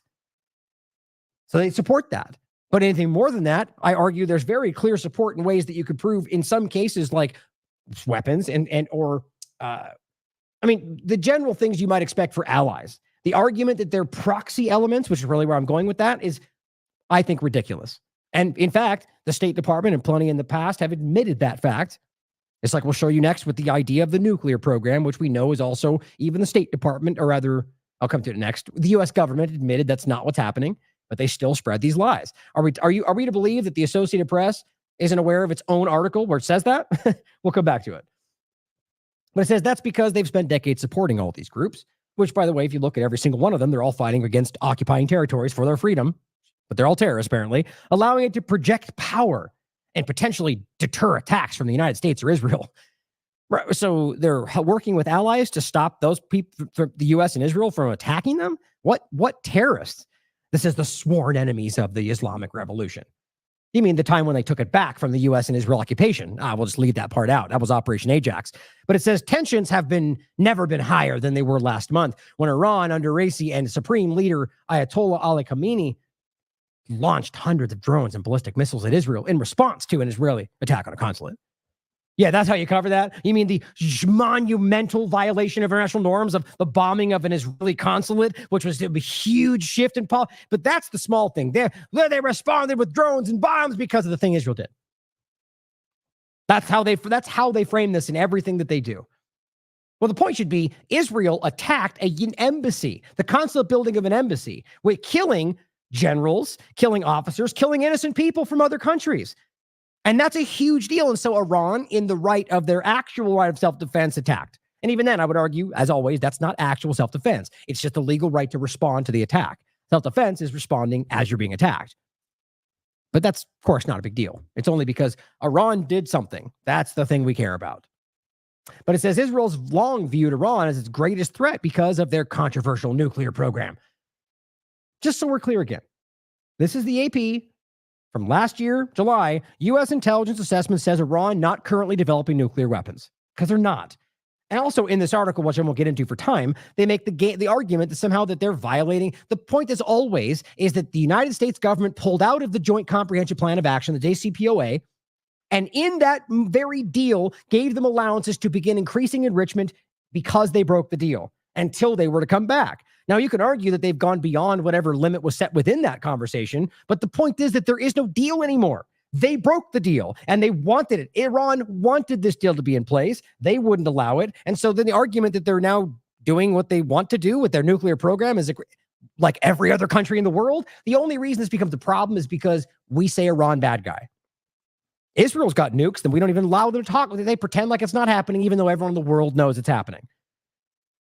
And the reality, even on top of that, is that as I'm not even sure I want to take at face value the claims of 60% enrichment, but they need 90% to even begin to make the material to then make a bomb, and they're not even there, not even close. And the point is, they're even continuing to say that they will bring that back down to the regulation levels of the deal should they want to initiate this deal. I actually argue that that's probably no longer on the table. It was before all this started. My point in all of that is the absurd game they play, where they're acting like they're somehow right on 2 minutes away from a bomb. They've been saying that for 40 years. And routinely, the International Atomic Energy Agency, and even now the United States, has said that's not even actually happening. But who cares, though? Let's break it down in a way that makes it seem like the murdering of these people in the helicopter was somehow justified, if that's ultimately what happened.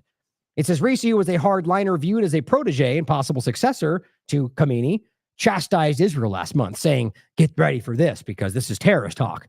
The Zionist Israel regime has been committing oppression against the people of Palestine for 75 years. Oh my gosh, he said the terrorist thing, right? Or just stating the obvious reality of the illegal occupation.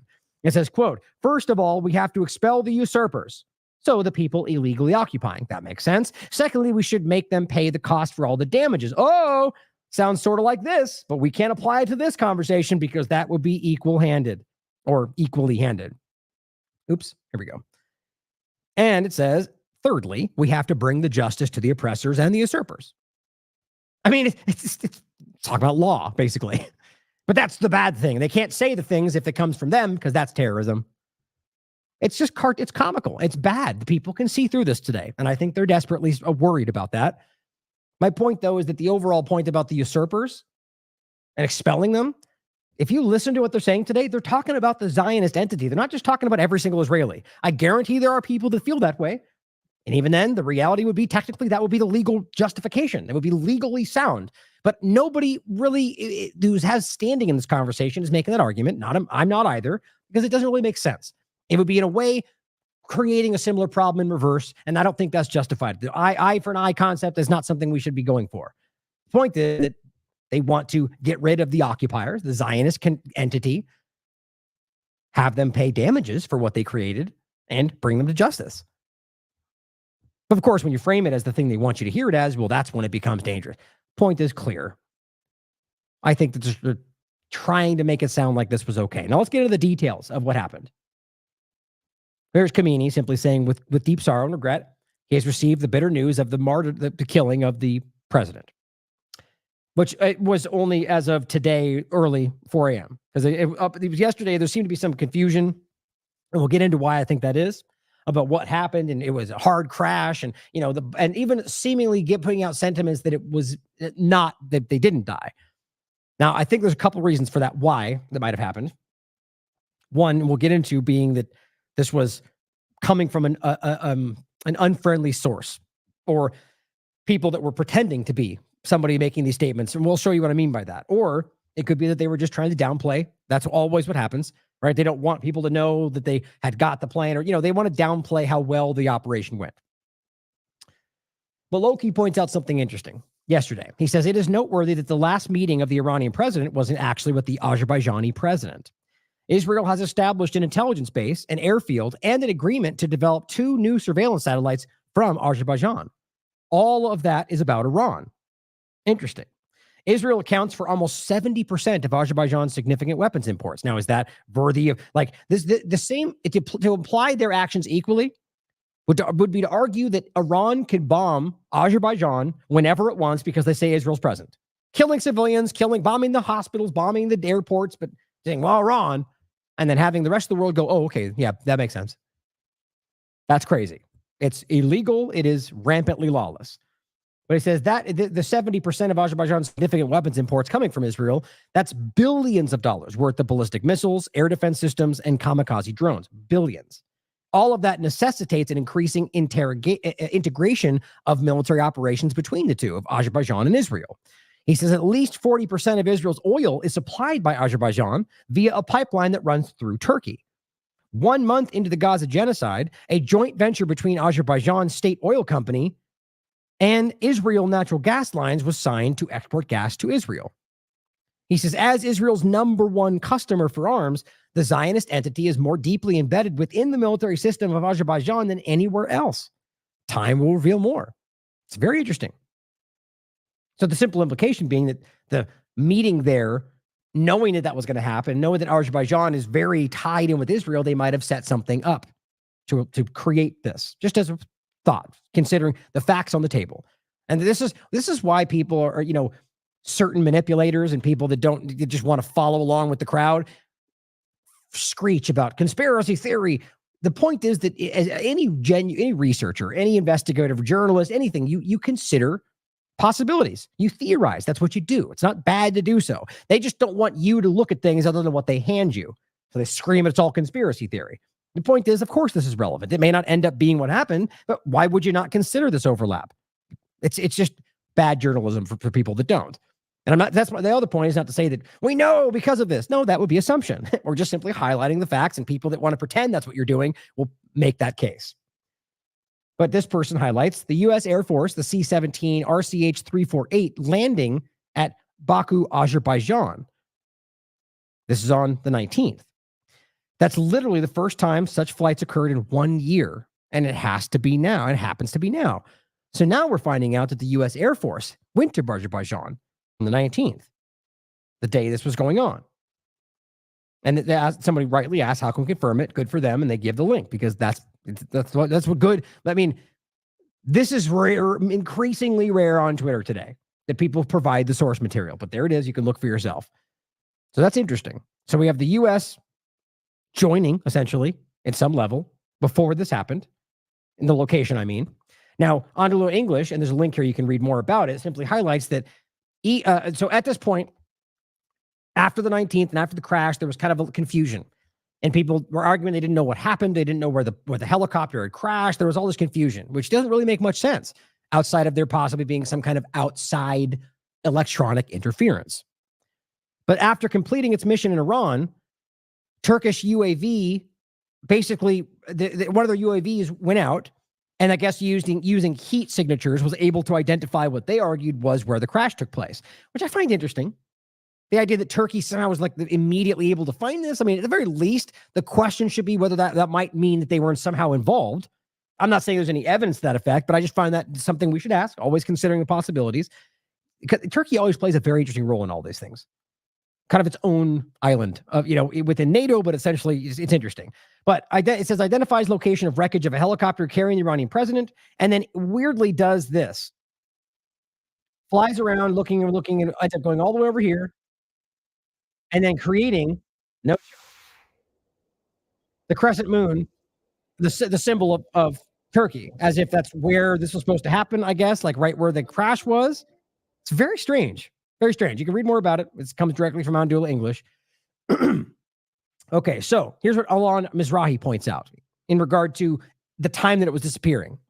He goes, how does the president's helicopter disappear without a trace for long hours inside of their own country? He goes, think about this. It's bizarre.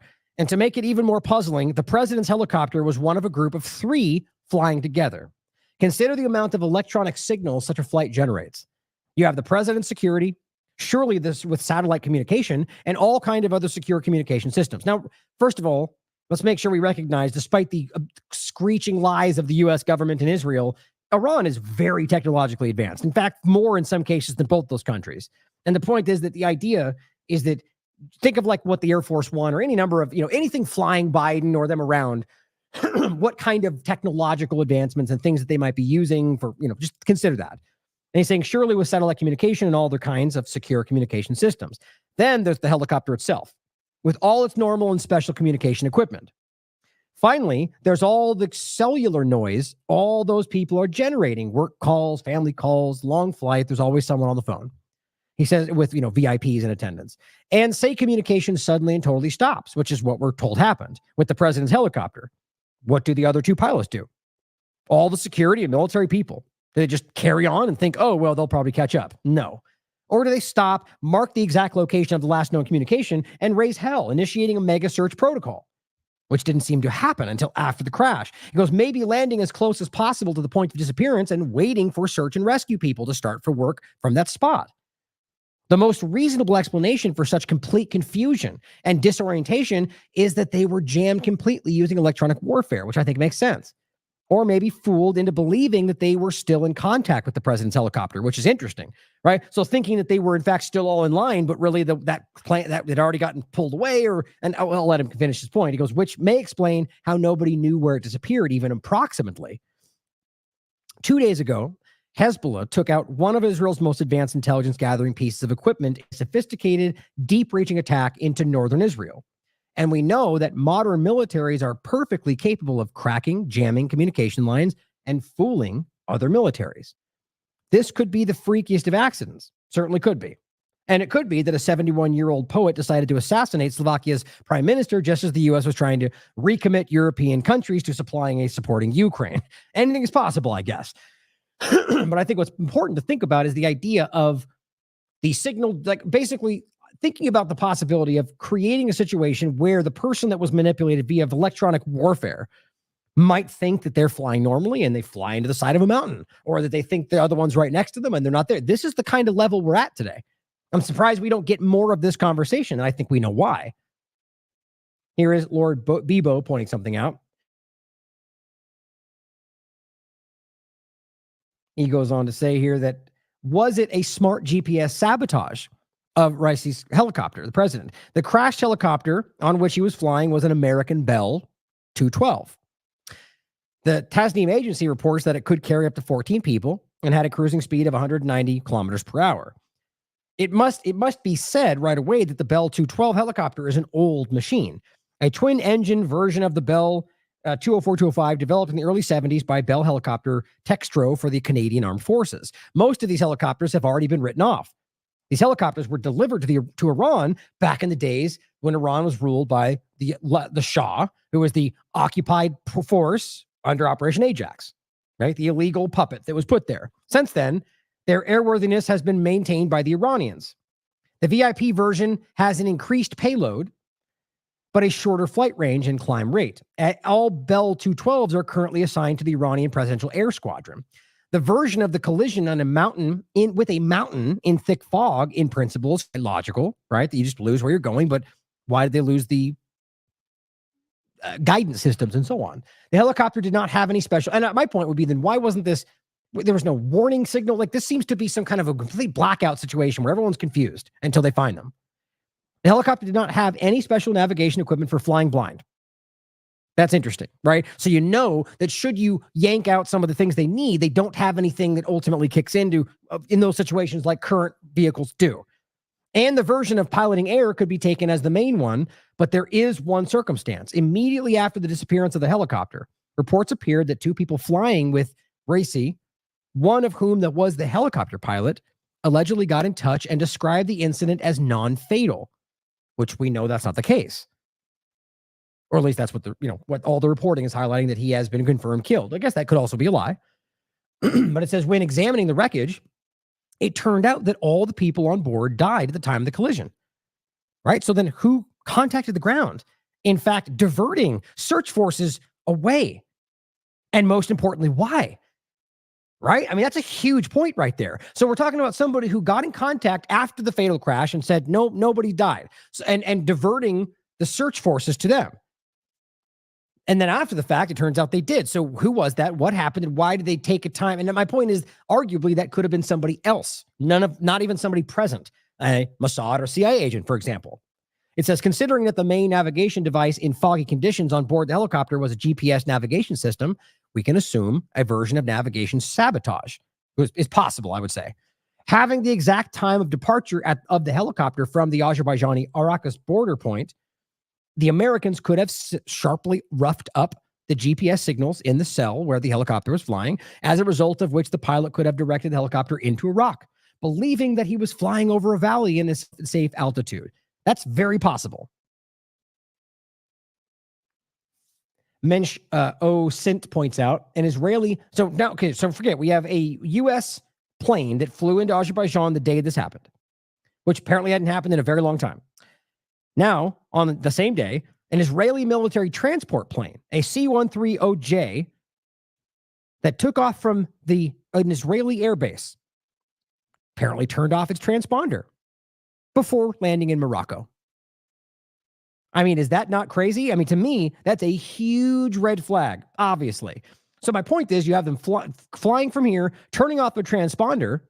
What you're seeing here is the suggested flight rate, like the planned flight path, and then ending up in Morocco, realizing that Iran would be to the west or the east. The east, to the other direction, right? So if you were going to try to create a plausible deniability here, end up in the other side of the country or other side of Africa, for that matter, all the way to the wrong direction, maybe that'd be the way to do it.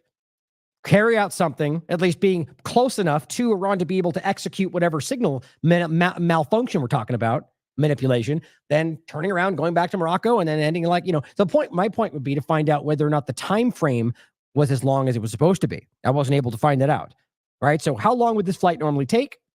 And how long did it end up being? That might have us a very important indication. If somebody finds that out, please let me know. Either case, you have an Israeli plane that turns its transponder off at the same day this is happening, an American plane that lands in Azerbaijan, them leaving from Azerbaijan, a very clearly Israeli-influenced group. And then, apparently, Israeli media reports the Iranian president was dead before Iran did. I mean, this is ridiculous. Then this person says they know before the Iranians. That's quite telling. This is what happened, guys. I mean, it's in things like this as well. This is my point, guys. The Israeli war room on May 19th, again, before anybody really even knew what was going on, they tweeted out a helicopter. This is either them wanting you to think they did this or admitting they did this. Either way, it's disgusting. And it says, this person says, you could have at least pretended you were not behind this. Just saying. Think about that. Here is one of the last overlaps that I find to be very interesting. Now, this is very hypothetical. There's a great video on this. But so we're talking about the idea of simply manipulating the situation with signals. That would mean that you would have to wait for the certain, assume that the weather would be enough to be able to manipulate them so they wouldn't be able to see where they were going, right? But that would be just like a random happenstance, unless you simply ask the question, is it possible to create the weather the way they wanted to look so it was foggy before executing this? Now, of course, this is where all the people out there are going to scream that we're conspiracy theorists. I'm not saying you can prove this. I'm saying it's something to consider. And before we read what he's talking about here, don't forget, Iran, top military officials in Iran have said for many years that Israel is literally using weather modification to stop it from raining and snowing in their country. Which, why in the world would we balk at that right now? Knowing that that's possible, knowing it's been around for such a long time, knowing that Israel has used these things before. Why would they not use it against an enemy that they're trying to starve, which is what they're doing? Just hypothetical, though. We don't know whether it is applying to this conversation. Here's what he says. The account is into thin air. He says, you won't believe this. It seems that Iran or a large portion of the Middle East, and this is the part that you can prove, has apparently removed the entire day of May 19th from the weather charts. Okay. So it takes a lot of willful blindness to not go, okay, so they removed the May 19th from the weather charts and all the rest of the things we talked about, the Israeli plane turning off its transponder, a U.S. plane being in Azerbaijan right before they leave, all of this stuff. It's kind of hard not to ask what that adds up to. But he goes on to point out what he thinks might be the case. He goes, is this to stop people from seeing the details about what caused the fog that locals said came out of nowhere? And there's a lot of reports about that. Fog that came out of nowhere. You can find that in a lot of different places being reported. This led to the helicopter crash of Iran's president. Why are they hiding the satellite data? Was this weather created? Also attached is the likely video of the crash, its site itself. So first, let's play what Into Thin Air had to say about this.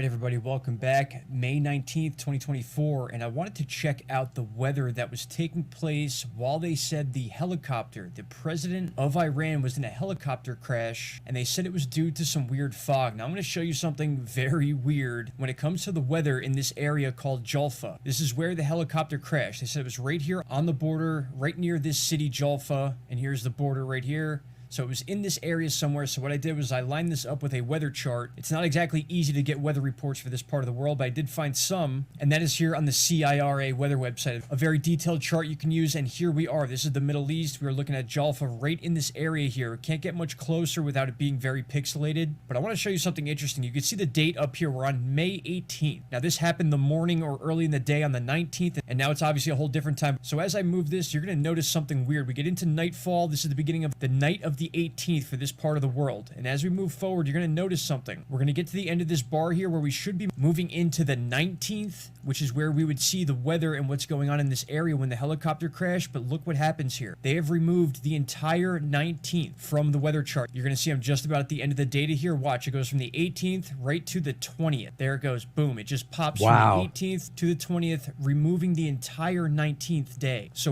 how do we even pretend that's not very clear? Now, I'm not saying that then, like, this is the same kind of thing we point out in other conversations, about any number of things where just because something clearly is criminal or that they, that indicates that they very clearly wanted to hide something, we should not then assume what that something is. But yes, that clearly indicates that there's something that they did not want us to see, which very well could be that they created this, or at the very least that the weather itself, whether created or not, somehow indicates that it shows us that they were involved, whatever. Something is there, though. I don't know how we could pretend that's not the case. we cannot see what was going on here, no matter what setting I pick here. And I'll just show you on this chart here. This overlay here is meant to be able to see fog, and we'd be looking right in this area here. And again, you move from the 18th across the day. These take a little bit longer to load, but once you get all the way to here, it goes from the 18th to the 20th right there. Again, one click covers an entire day. So they have removed 24 hours of weather from one of the biggest weather charts that exists. This is one of the most detailed charts we can use to find weather all over the world, and we would be able to see exactly what was going on in this area, but they have taken the data away. Once again, I'll show you. Here's May 20th, which is in about 2 hours for the East Coast, but look, I backtrack, it goes right to the 18th. So the entire day of the 19th is missing, so we can't see what was going on in this area. Take that for what it's worth. If anyone can find the radar chart for May 19th of this part of the world, I would love to see it. Thank you all. Bye-bye. I guarantee you somebody, here's a little thing. He does pretty good work. I'm not super familiar with his work, but I've seen some in the past, and I like it. It's well broken down. What I think somebody out there will have it. There's no way around it, guys. There are people that literally have like channels that all they do is just monitor weather all the time or have recordings going all the time. So whether it ends up in his hands or not is the question. But I guarantee somebody out there has that. That would be very interesting to see. Just like the idea of the time frame of the flight. These are things this is why they're so afraid of this kind of journalism, of this kind of people that are online doing their own work, their own research, their own due diligence, because they can't stop this kind of crowdsourcing work. But of course, that means that people can lie, people can be wrong, people get very caught up in their own perspectives. But how is that different than the corporate media, right? The point is to be objective and question everything while considering all possibilities. But I find that pretty compelling. Now, here's what he's claiming is the video of what could be, not for sure, but could be the crash site of the crash itself. But there's something interesting going on here.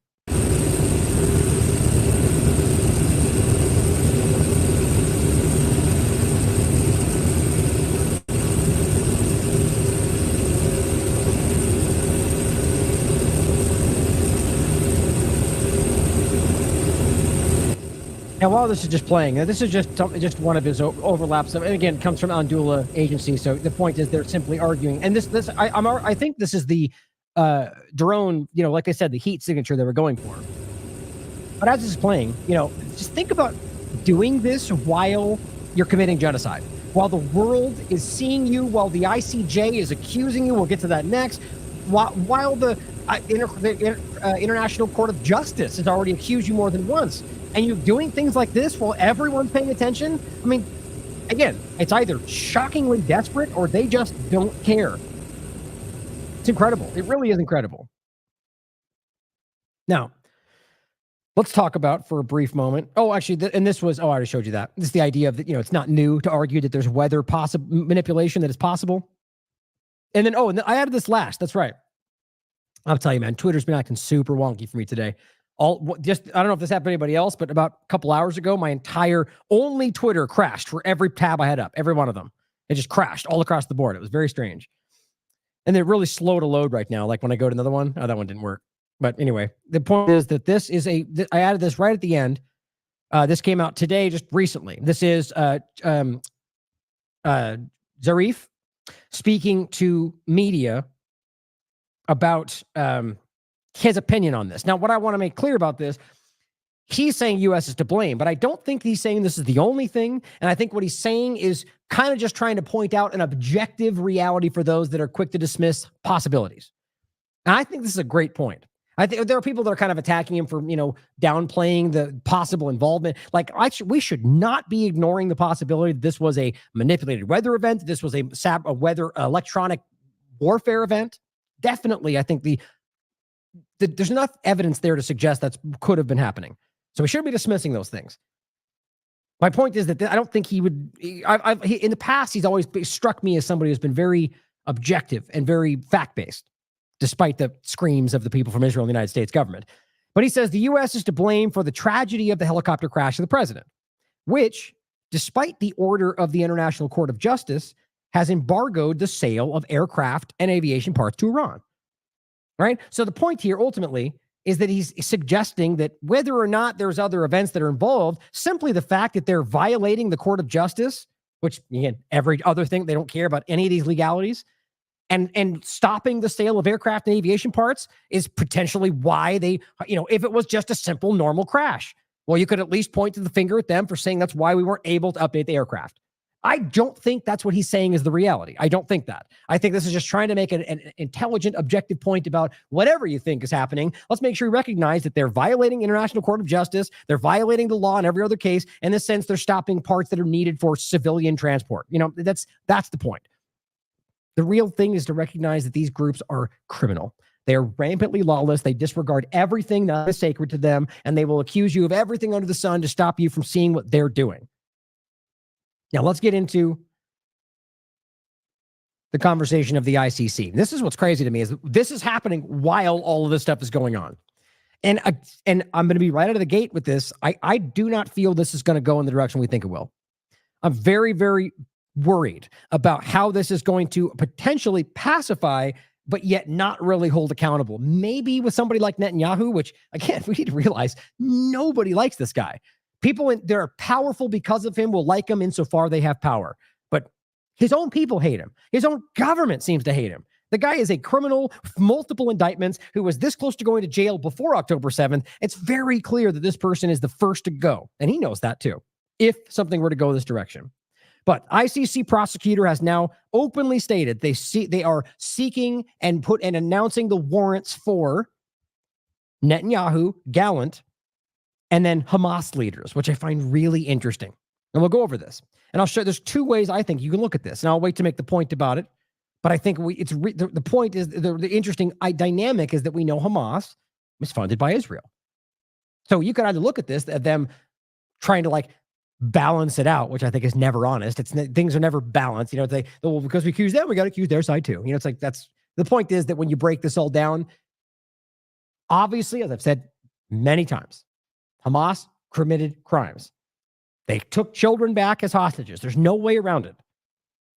Pretty much all the rest, it's up in the air for a lot of different reasons in regard to the IDF, Hannibal Directive. I mean, all these different things we've talked about. Even the rape allegations have never been proven. And I was going to do a whole segment about that today. I'll probably do it in the next show. But they're still citing Pramila Patten, who herself has walked that back, and even at the UN spoke and said this wasn't even investigatory. We did not even blamed anybody, and yet they come out and go, they proved it, because they're desperate. But the point is that it could be that they're just trying to play it even-handed and act like, try to avoid the negative fallout for accusing Israel of the crimes they're committing, which it's not working that way for them. They're getting attacked from both Hamas and Israel at this point. Or, I'm hopeful for this, but I don't think it's going to be the case, they're making a special point here of going after the Zionist entity and their proxies. if you want to look at it that way. I don't really, I mean, it's just a thought. My gut tells me that's not the way it's going to go, but it'd be interesting, wouldn't it, if this is going after Israel and the Hamas leaders, not all of Hamas, because of the fact that we can show that these leaders are being protected in Qatar by the Israeli government. Again, hopeful. Don't think that'll be the way it goes, but that's interesting. Now, this writes from Associated Press from Jerusalem. The chief prosecutor of the ICC said Monday he is seeking arrest warrants for leaders of Israel and Hamas, including Israeli Prime Minister Benjamin Netanyahu over his actions taken during the 7-month occupation or war of genocide. They were at war. While Netanyahu and his defense minister, Gallant, do not face imminent arrest, the announcement by the ICC chief prosecutor, Khan, was a symbolic blow that deepened Israel's isolation over the war in Gaza. And then again, either way, like I said before, that is a big hurt. That hurts their agenda. No matter what ultimately happens, that will wake up more average people. The knowing that they have done this, the average person who might be on the fence is going to go, okay, well, they must have looked at the evidence, even though it's rarely how these things work. But the point is, it's interesting, and it's in the direction of shifting opinion, in my eyes, the right way about what the Zionist government is doing. Now, Khan from the ICC accused Netanyahu, Gallant, and 3 Hamas leaders. So even 3 on one side and 1 on the other, where's Smotrich? Where's the 15 other entities that have publicly said they're committing what you would call genocide, right? Objectively calling for the death of children, saying there's nobody innocent, calling for Amalek. I mean, it's interesting. But it specifically highlights the 3 leaders that are being protected in Qatar. And it says of war crimes and crimes against humanity in the Gaza Strip in Israel. A panel of 3 judges will consider the prosecutor's evidence and determine whether to issue the arrest warrants and allow a case to proceed. The judges again, right there, though, you could argue just because they issue the warrants, it may not go anywhere. The judges typically take 2 months to make such decisions. And even right there, even if it does go the way we want to, that's 2 more months of ongoing genocide that they will not stop. And even on top of that, let's just say they knock out Gallant and Netanyahu. Everyone behind them is just as bad right now. Israel is, it goes on to say, Israel is not a member of the court, which is something we remembered. We've talked about many times. So even if the arrest warrants are issued, Netanyahu and Gallant do not face any immediate risk of prosecution. So you'd think that they would argue that that's why they would just disregard it then, right? Well, no, they're coming out aggressively, attacking this, threatening them, which has already been done by Bolton and Pompeo and by everybody else that is afraid of what this will show. But Khan's announcement deepens Israel's isolation as it presses ahead in Gaza, and the threat of arrest could make it difficult for the Israeli leaders to travel abroad. But what's interesting is because Palestine, as I'll show you from their own statement, which is probably going to bother Israel too, that they address it as the state of Palestine from the ICC, is part of the ICC. That's why this is even happening. That's why they're able to do this, because Palestine is claiming that this. So the point is, in a weird backward way, that now puts them at much more risk to being arrested within Gaza, because even though it's all Palestine, right? What's crazy is that they're going, well, we can't arrest them over there in Israel proper. What are you talking about? You get the point, but it's insulting to see it played that way. And this all could be a big show to end up going after just people in Gaza. I hope not. But it says Benny Gantz, a former military chief and member of the Israel's war cabinet with Netanyahu and Gallant, harshly criticized Khan's announcement, saying Israel fights with, guess what? One of the strictest moral codes. I mean, they're still really playing this game. I mean, I have a clip of RFK Jr. literally saying that they take more pains than anyone in the world to stop civilian killing. How can you even make that argument with a straight face? I mean, even Piers Morgan took a stand against this guy, making it look very clearly, highlighting that they did not care about civilian deaths. And he goes, respect. So we have strictest moral codes, respects international law, and has a robust judiciary capable of investigating itself. You know why they say that? Because that's supposed to be the argument. That's what the U.S. says about why we don't adhere to what you say. We respect what you do, but it doesn't apply when they can investigate themselves. How ridiculous is that? We're not talking about the idea of the United States or Israel being able to investigate crimes within a country. And even more so their own government. We're talking about the fact that they are the ones responsible for the crime. So even whether or not you have a robust judiciary, if you are in control of the judiciary, it doesn't make any difference. And that's what we're talking about. This is, I mean, even talking about the idea of gosh, I'm forgetting what the general term was. You know, the overhauls they were doing for the government of Israel, which is one of the reasons why Netanyahu was so they were protesting that before October 7th and even after. The reforms they were talking about, right? That's exactly the point. They were trying to change this in a way that made them less accountable. That's the whole point. And so when they say we can investigate ourselves, well, yeah, that's the whole issue. And it's the same thing with the US government and plenty of other Russia, China. It's the same thing. And I'm not even arguing, like, this is a sticky conversation because first and foremost, I do not believe from a general sense of nation state, we should be held accountable by some manipulated international entity. Because overall, though, the point is it exists today. That is where we are. And if they're stepping forward to call out these crimes, all I'm talking about is the acknowledgement of this. And I do want to see people that commit crimes go to jail. And if you're in a situation where there is no accountability where they are, well, this seems like the right direction. But it's a very slippery slope when you understand how manipulated the ICC is and the ICJ and the United Nations and how they can be weaponized. I've never argued I have all the answers. The people that just want to say that we can't allow them to do that, what's your solution then to stopping people like Netanyahu and Biden? Oh, you don't have one. Okay, so the point is that there is a situation where we are stuck between this. And I think that we can understand that in a situation where we are not occupied by foreign entities, then maybe we could have a situation where we don't need a foreign entity to, the point is that we're in a really bad way. We can clearly see that our government is not what we think it is. And the same goes for many other governments around the world. So we should have these conversations. We need to flesh these things out. The problem is that we can't.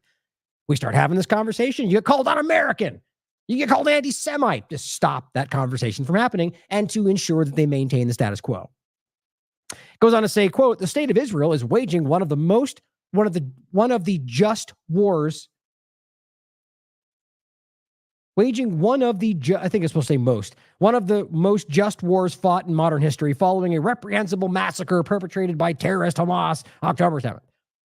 Just. One of the most just wars in history as you've killed more people per capita. I mean, you've broken every single metric, every single record, most journalists, most UN members, everything. But all they do is say Hamas, and it's supposed to make it all go away. Even though we know, as we'll get to now, that they have funded them to make sure that they were there so they could use them in this exact way. Now, first, let's watch this clip. Speaking with CNN, the ICC, Khan in particular, speaking about who he's going to, who the warrants are for. I find it interesting that they don't even mention Israel until the latter half of this clip.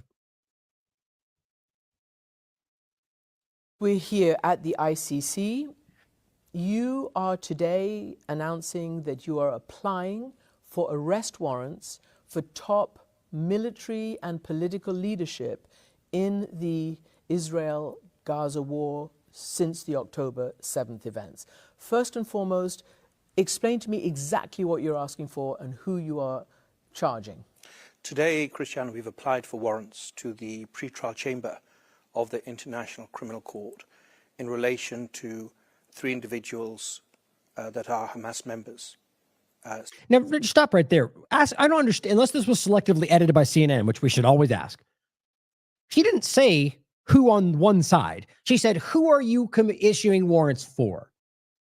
And he responds by saying, these 3 people from Hamas. No, about to say the rest. No, just that was it. So how is that your response? Wouldn't it be these people and these people? Like, I just found that strange. And maybe I'm reading too much into it, but I can't help but see the kind of slants like that. And I find it interesting. She has to chime in to make him talk about Israel. Now, maybe that's just the way they cut it. That's certainly possible. Sinwar, who's in charge on the ground. That's Yahya Sinwar? Absolutely. Dave, who's in charge of the Al-Qassam Not Dave like the subtitle show, but DEIF, I believe it's spelled. Brigade. And Hania, who's one of their political bureau based in Doha. What are the charges? The charge. You see, so we're going to circle back. She didn't say give me one side of it. She said, who are they? I find that interesting. These are extermination, murder, taking of hostages, rape and sexual assault in detention. Oh, really? Okay, so extermination, first of all, where are we talking about? If we're only talking about October 7th, which is the only thing that's really on the table right now, there's no justification for that. There was an armed resistance act that is legally protected, and yes, there were crimes committed. And we can now prove that at least, right now, based on what Zachary Foster, PhD, argued in regard to the people that were non-Jews that don't even get discussed in places like the Bedouin villages and elsewhere, I believe is what he said, that were involved in this, and well as the fact that we can prove 35 different ways that the IDF shot many of its own people, whether it was tanks or helicopters or direct IDF attacks. How do we pretend that this was an act of extermination? It was very clearly not in any sense of the word. The only way they make this make sense is to act like it was a targeted attack against Jews to wipe them off the map. Well, then explain all the other half of them that were not Jews at all that you guys don't talk about. Or the fact that you could prove that many of them, if not most, were killed by the IDF in response to them taking living hostages because they wanted to have an exchange. I mean, this doesn't add up when you just break down the basic realities. If it was about extermination, why did they take all these hostages? It's crazy. And then they killed them on the way back. Okay, that aside, which I'm sure is going to anger plenty of people to act like we're just, whitewashing this while they're ignoring 7 months of ongoing genocide of 50,000 plus people and 15,000 children. But that doesn't matter. Apparently, all of them matter is the point. Murder. Okay. Now that alone is, that's very valid. Not to say that we can prove that. I don't think we can differentiate right now between those that were killed by IDF and blamed on Hamas and those that were killed by Hamas that were there. But I'm no way would I argue that Hamas was not capable of killing people out of cold blood. That would be pretty ridiculous, especially since we know that Israel funds this group. So that one, very clear.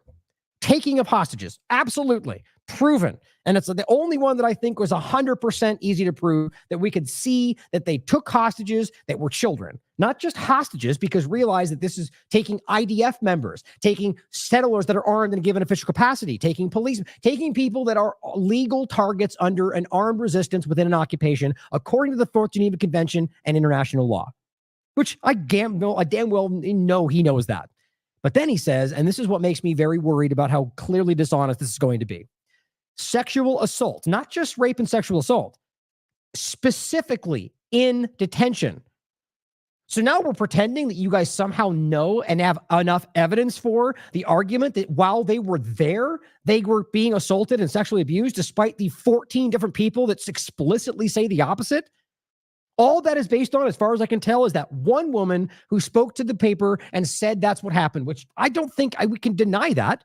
I don't know. She's claiming she was, groped and whatever she said happened, which is horrible. And that should not be disregarded. We should not pretend that doesn't matter. Rape was not used in that conversation, not once in the article. It would not be hard to wrap your mind around a random person on any war in any side being alone in a room with a gun and having control and taking advantage of the situation. There's 1,000 examples in any war you look at from the U.S. government and U.S. military. Same, rife with examples coming from Israel and the things they do just in not wartime. My point, though, is that something that we absolutely could argue would be possible. But to argue that that's worthy of an ICC investigation to the level of extermination or murder that you're claiming there was rape and sexual assault and detention, while you can prove for the last 50 years it's been happening in Israeli prisons that nobody cares about, that Human Rights Watch and Amnesty and every other group like B'Tselem, an Israeli human rights group, have called out, that the UN has called out.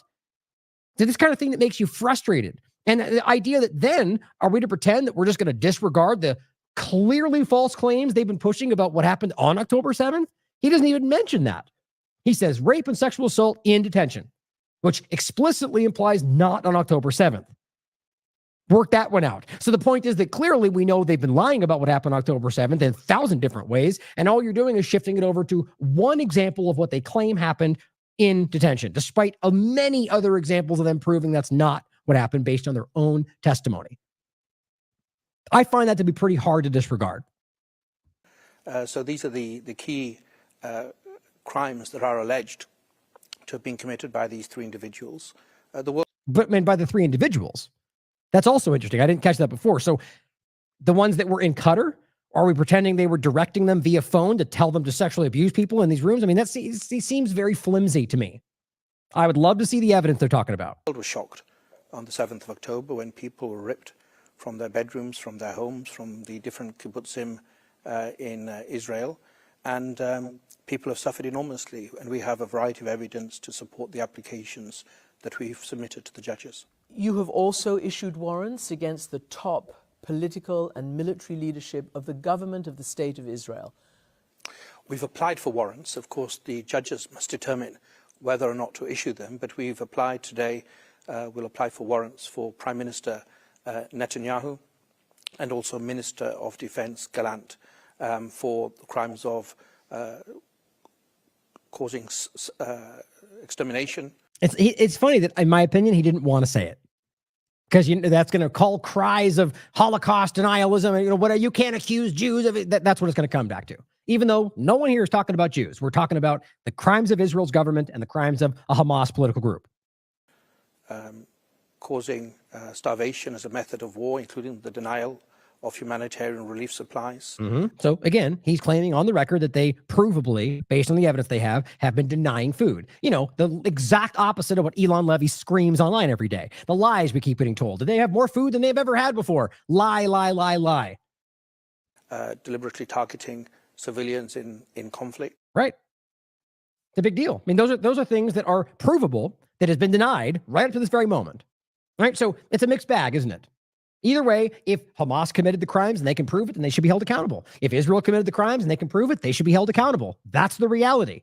Despite all of the lenses that get put over this to act like we're all, looking only at one side, the reality is that evidence matters, not just narrative spun by the group that you like better, which is what most of these supporters are doing. Now, what we need to recognize is that it's not hard to understand. There's an important overlap about Qatar and Israel. And what we're talking about is in regard to, first and foremost, the funding, which is arming, of the Hamas entity that was not about humanitarian aid. You're dumping billions of dollars in suitcases into a group's hands in a place where they have to get aid shipped in. So the argument they somehow gave them this money to buy aid from where? The local store? You're shipping it in because it's not there. That's the whole point. So this is such a flimsy argument. The point, though, is that we funded them, made sure they were in power so that they could pretend they were the reason that they didn't want the two-state solution, even though they're the ones that made them there. So you can't deny all of that. They've not even a single group in a main conversation from CNN, Fox News, that nobody's even dared to mention this, despite it being a provable reality. And I'll show you yet again the clips. But so as they're talking about the three leaders, are they the ones that are truly leading Hamas right now? Or are they the ones that are still protected in Qatar because they're the ones that are completely in bed with the Israeli government? That's my opinion. I think a lot of evidence backs that up. But I think what we're seeing is a shift over the years into what has become the people that have been attacked, lost their family, been called terrorists, that have grown up and become a part of the group that they want to change, they want to use to resist. What else? There's nowhere else they can go. And over the years, that has fundamentally changed the dynamic. This is why I think we see from 16, the charter changes, and they make it clear they're going after Zionism. I think something shifted. It doesn't mean there's not still people within it that are potentially influenced by Israel or that are capable of committing crimes. None of that's what I'm saying. But what's important to see is that this is something we can prove. This is from November. I've made this point many times. This is from 2023.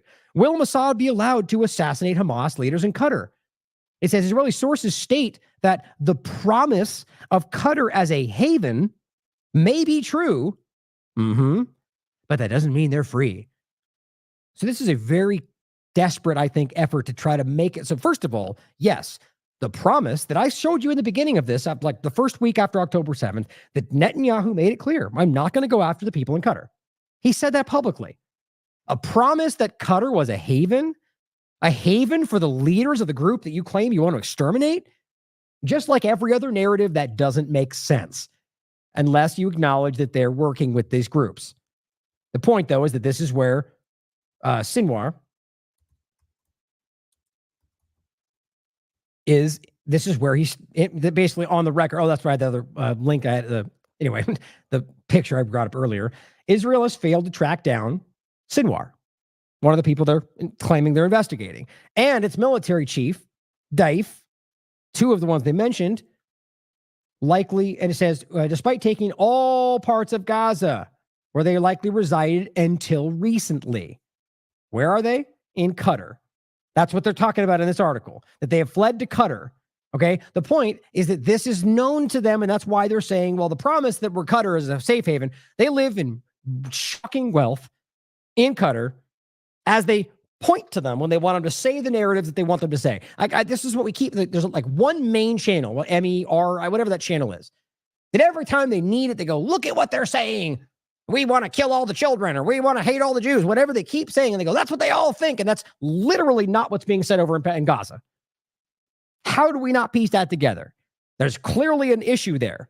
Now, it could just be that there's a deviation between them, but I think it's more obvious as we get into the evidence that this is a group that is influenced still, and they're maintaining their control over these leaders so they can always continue to maintain the illusion of what Hamas was or what they wanted it to be. Here is another example. Here is the other one. This is the other one they referenced, Ismail Hanya. He has been based in Qatar since 2017, where he maintains a luxurious lifestyle. So again, you're going to protect that. You're going to allow that to be a safe haven for the group that you. I mean, how does it even make sense? This is like pretending that U.S. is allowing Osama bin Laden or the ISIS leadership or all whatever the group they otherwise have created and we've talked about plenty of times, and allowed them to live in sanctuary in Turkey, or even more so, like Britain. They live in some fancy offices, and occasionally we point to them, but we can't get them. It's insulting to your intelligence. Oh, that's where that went. Here is France 24 highlighting Taif. Same point. Perspective of Gaza residents. So even in Gaza, and this is my point, they accuse him of leading Hamas from a luxury hotel in Qatar. So you can see that there are people on the ground who don't see this person as somebody worthy of respect, as somebody that's living in luxury that I argue is supported by Israel. And I think that's become a common understanding. Oh, is it the same? Oh, no, it's a different one. Oh, it's the same point. So the point is each one of these are highlighting all of the leadership and how they are sitting in their sleek offices in Qatar. I mean, this is from October 14th. It's after October 7th. Clearly, they're not there. Based on Israeli media, based on Australian media, based on U.S. media, based on French media, everything. So let's go back to the point. If you're pretending that they're sanctioned by they're going to get investigated by the ICC, does that mean that you're going after the group that you can prove are guilty because Israel's going to make that happen?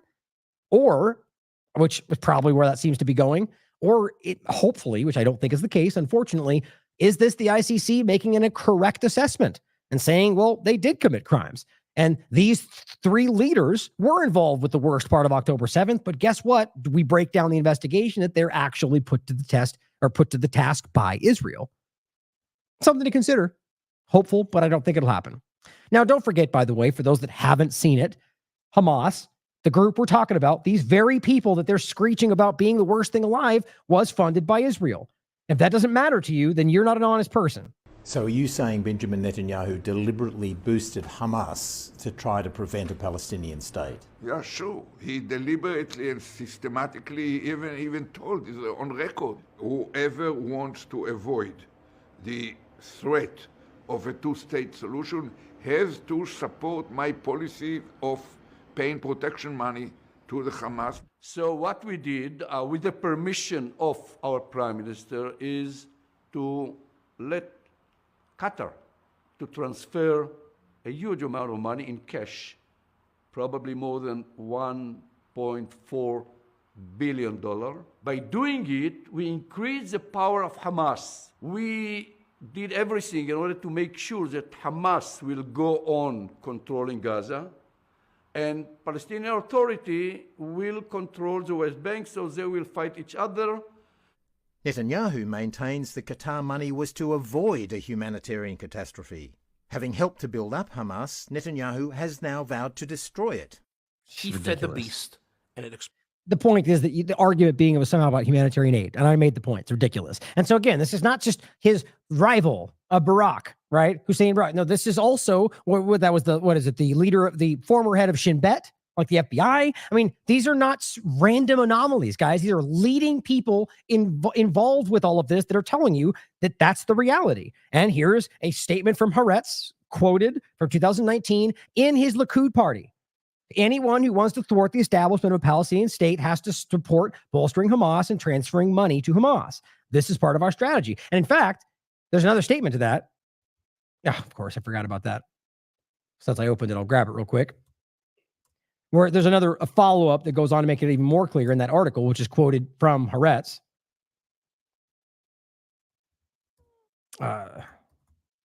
It says, so very clearly it says, so anyone who wants to thwart it, says it right there, has to support funding them, that's arming them, guys. You're giving them money in order to seek out whatever they want. What do you think they're going to grab?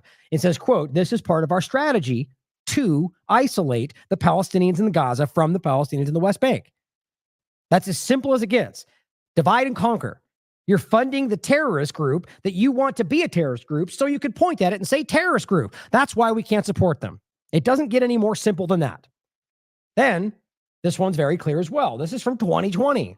Mossad chief visited Qatar, you know, the protected place where they keep those people, to continue Hamas financial aid. Financial aid. Israel visited by Avigdor Lieberman, who says Mossad chief and Israeli military commander were sent to the mission by Netanyahu. It takes a special kind of willful ignorance to avoid what you're seeing here. Now, well, you can listen to this for yourself. This is just Khan's 9-minute breakdown of what they're doing. What I'll show you is basically just what they showed here. This is the statement of the ICC prosecutor. Applications for arrest warrants in the situation in the state of Palestine.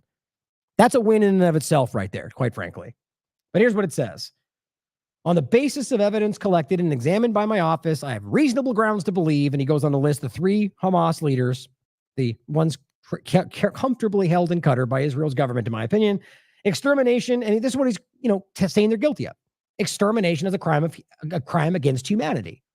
I really would like to see where they're arguing that. If it's just October 7th, I don't know how you think that makes sense. Murder as a crime against humanity, contrary to article, as a war crime. Taking hostages as a war crime. Now, that one you could argue in certain examples, but if they're just going to say every hostage they took, that's not the case. Many of them were military members. And I know they know that the reality of international law is in armed resistance, this is what we're talking about. We're talking about POWs. As much as that won't make people happy. Many of even the women that they highlight, the one being taken on the back of a motorcycle, she was literally a member of the IDF. So it's just about trying to manipulate the average person. Now it says rape and other sexual violence as crimes against humanity. Again, there's zero proof to that. They just keep saying the arguments, and it's not only is there no proof, they've been caught more time in, let's put it this way, the vast majority of times they've spoken about this, they've later been shown to be what they said to be provably false, caught in a huge lie. And I'll play one in a second from Biden, yet again, coming out like the 40 beheaded babies and claiming he saw something that we can prove doesn't exist. Torture.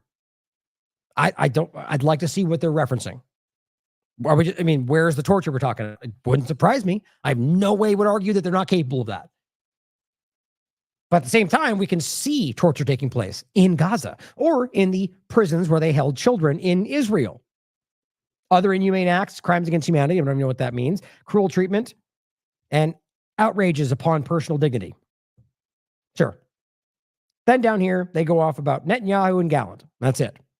3 on that side, 2 on this side, and they simply go over starvation, willfully causing great suffering, willful killing, intentional direct acts of civilian population, extermination and or murder contrary to these articles, persecution is a crime against humanity, other inhumane acts. Not genocide, but all these things they're committing, which they're angry about. So Israel is lashing out against the group. And so apparently is groups and parts of the Hamas organization. Which I think is interesting because they're getting it from both sides, right? Because, and honestly, that's what happens when you try to hit it right down the middle. Instead of just being objective and highlighting what you can see. But here's what the chairman of the Euromed Human Rights Group had to say. The arrest warrants at the ICC intends to issue against the Israel occupation leaders are a small step in the road, but they were written with a colonial mindset, employing double standards and by corrupt, biased hands that lack true justice. Sadly, I agree with that. I'm hopeful it'll go the right direction, but you can already see, like I already pointed out, ways this is more about placation, creating the illusion of accountability while maintaining the same thing we're all trying to stop. That's the real point.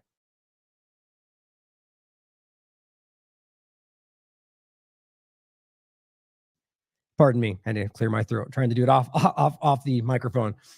Alon Mizrahi points out something interesting here as well. He says, and this is the point about historically highlighting what Khan has been incapable, it seems, of doing. He goes, so Sleeping Beauty, Karim Khan, has woken up from his decades-long slumber. Now, isn't that just outstanding? He goes, and this, it's not like it should matter in many of these contexts, but he is an Israeli Jew. And he says, as we have been fed tons of misinformation, propaganda, and psychological warfare in this genocide, here are some things to note. A, This happens the day after the Iranian president's helicopter crash. It could be a coincidence, as are all things in the world of international politics. It could be powers that be that had enough of Netanyahu and see this as a red line crossed, or it could be something else entirely, a coordinated effort to divert our attention and give us the false hope that something is about to be done at the service of future escalation and more atrocities. We don't know, but experience says we need to be skeptical. That's the most logical thing you can say right now. B, we have no idea how long this is going to take. And real quickly back to that, like this is what you'll get from the people calling us conspiracy theorists or secret Jew haters, blindly taking at face value exactly what the U.S. and Israel are saying is happening, despite their record of lying over and over about what's going on. Now, I'm not dismissing what they're saying. We're questioning everything of all sides. That's the same thing we said about the Hamas allegation about the recent bombing of that location. What did I say? We should not blindly take at face value anything either side is saying. We should consider all possibilities, question all of them. But of course, that doesn't sound right when you're saying he secretly hates Jews. So you have to make it into I blindly trust one side and ignore the other, because that's what they do in reverse. Every accusation is an admission. But it goes on to say, as a reluctance, we also, he says, don't know what happened in the meantime. So I restart the statement. He goes, we have no idea how long this will take. And that's the point about allowing the genocide to continue under the at least possibility of accountability, which worries me, obviously. Excuse me. And it says, we also don't know what will happen in the meantime. As a reluctant conspiracy theorist, I will not rule out that this was done on purpose to bolster claims of anti-Semitism and allow American lawmakers to reassert their dedication to Zionism, up to and including going to war with Iran, the source of all evil, yada, yada, yada.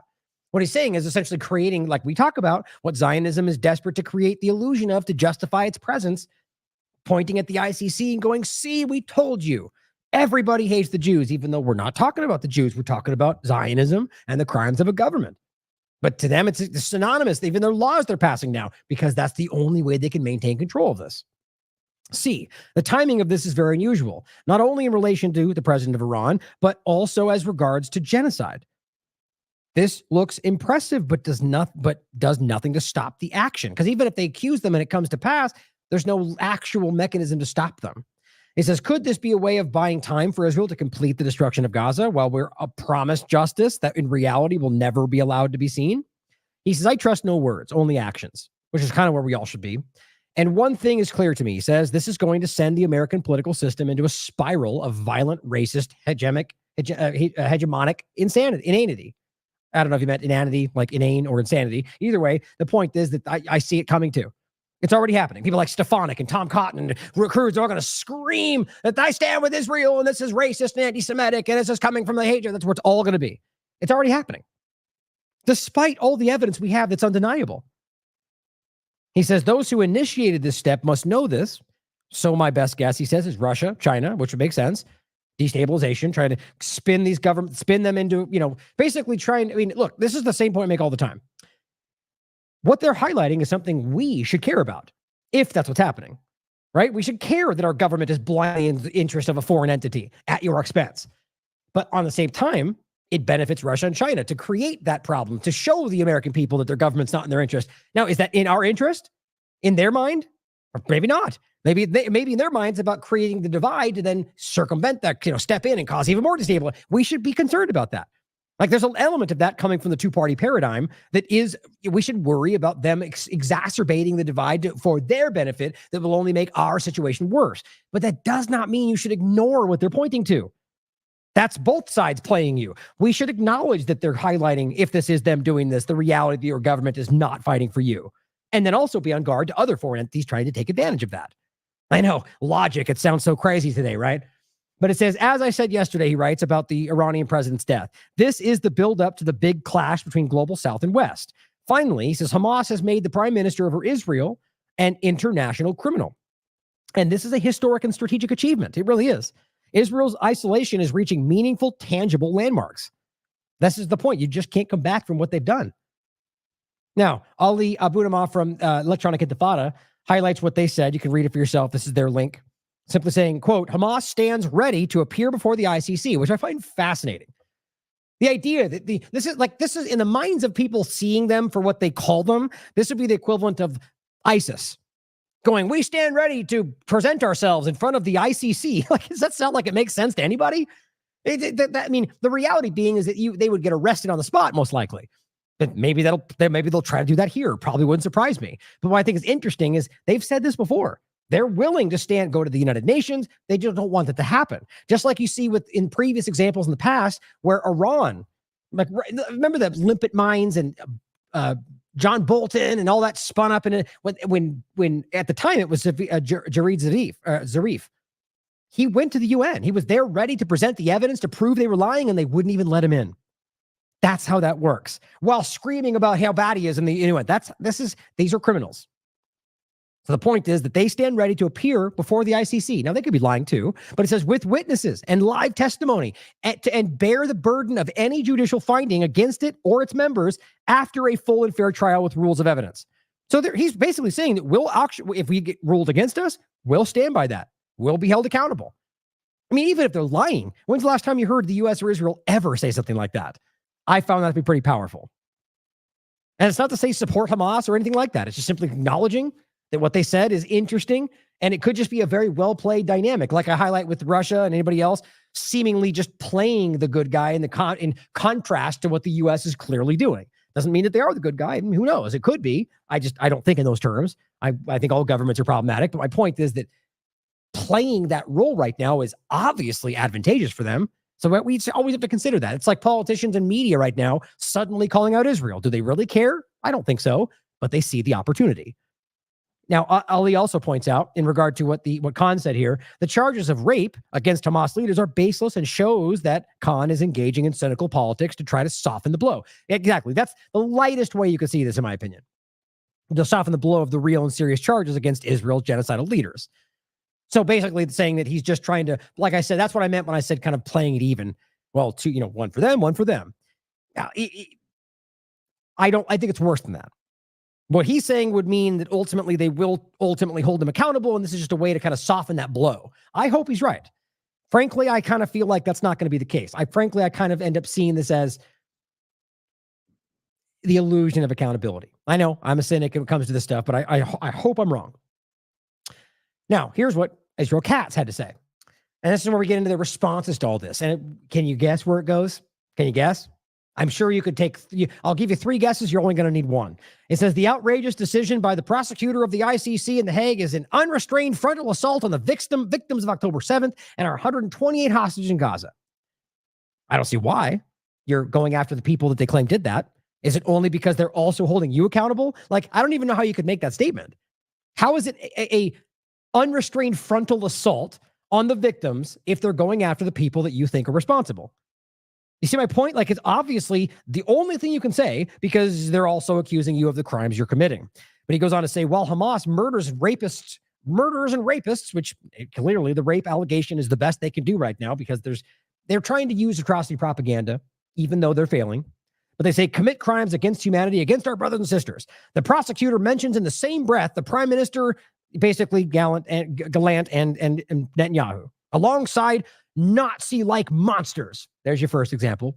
Who didn't see that coming? A historical disgrace that will be remembered forever, which quite frankly, I kind of feel is a threat. I feel like they've heard that used many times recently. That like it suggests that, that's not going to stand. In any case, Nazi-like, I just think that's such a ridiculous overlap. A group that is in no way, shape, or form, whether it's ideological, whether it's visibly, whether it's anything, is even remotely like the Nazi era timeframe, aside from in contrast to the Zionist connection on record to the actual Nazi party, or the idea of Zionism itself and overlap with lots of authoritarianism, or the attack of Jews themselves to justify their own existence, which plenty of people like Avi Shalom and other experts talk about. No, those are all racist comments, even though we can prove them all, right? The point is that Nazi-like is a way to create the illusion that this is the only bad guy in the conversation, and to compare the people committing genocide because of who these people are in Gaza to the other bad Nazis, to try to make it sound like only one side is a problem here. Like, think about how insulting that is. Even if you think that Hamas is the worst thing in the world, you are committing genocide. The world sees it. You're not putting that away. It says, I have instructed the immediate establishment of a special command center. Here we go. With all at the foreign ministry, with all professional entities aimed at fighting against the decision intended primarily to shackle Israel's hands and prevent it from exercising its right to self-defense now that we're 7 months away from that. I made this argument when we first started this in the first week. How long will this still be self-defense? If this goes on for 4 years, are you going to still be arguing it's self-defense? I promise you they would. It's insulting. And what you're saying is shackle your hands. So all you're really saying is they're trying to stop us from finishing the job.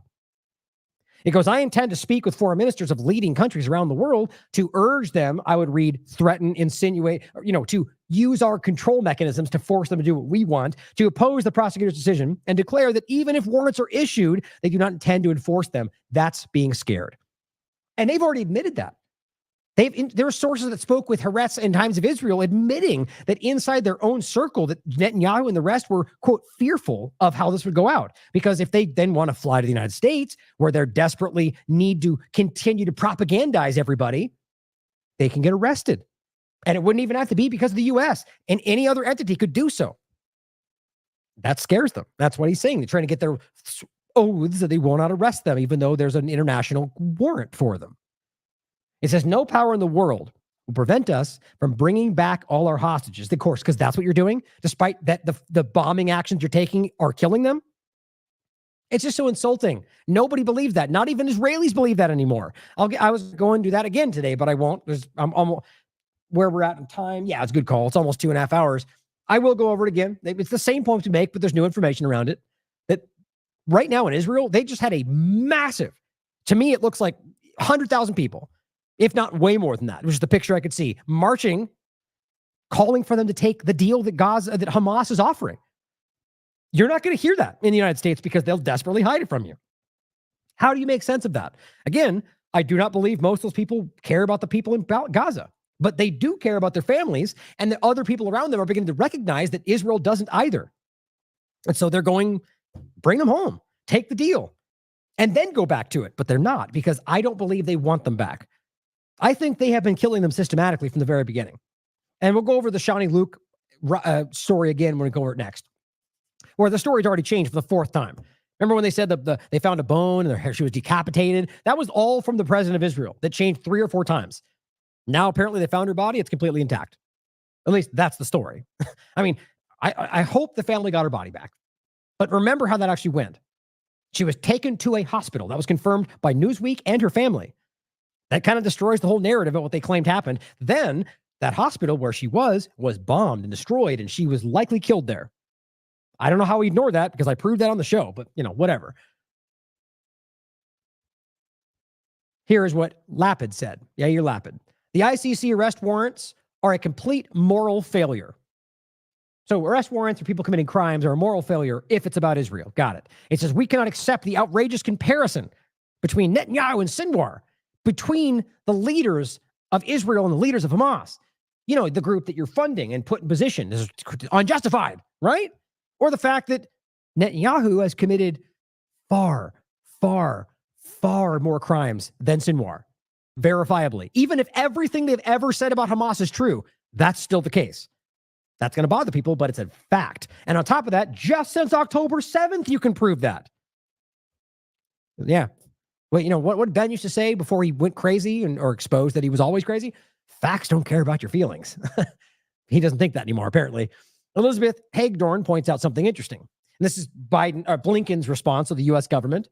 He says the U.S. fundamentally rejects the ICC prosecutor's request for Netanyahu and Gallant arrest warrants. Quote, we reject the prosecutor's equivalence of Israel with Hamas. That's what they keep highlighting. You know why? Because they don't want to be on record claiming that they're not committing crimes, I think. I think they're so worried about where this ultimately goes that they're taking they're consulting counsel before they respond. All you're saying is, we don't like that you compared them to the bad guys. It's not really a real response.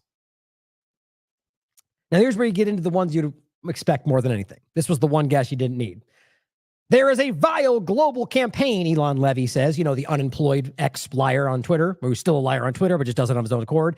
He says, to cast the Jewish state, no one's talking about that, as the new Nazi Germany. Well, no one said that either, actually. weird that you're projecting so much, right? And where does anybody, the only one that mentioned Nazis is when you guys talk about the other side. So or rather people protesting who all make those arguments because it's a verifiable historical connection that you guys don't want to talk about, which, by the way, is you can look it up on Wikipedia. Grab that for you. And this one too. The two that I tend to show you just because it's easy to verify. Take you 2 seconds.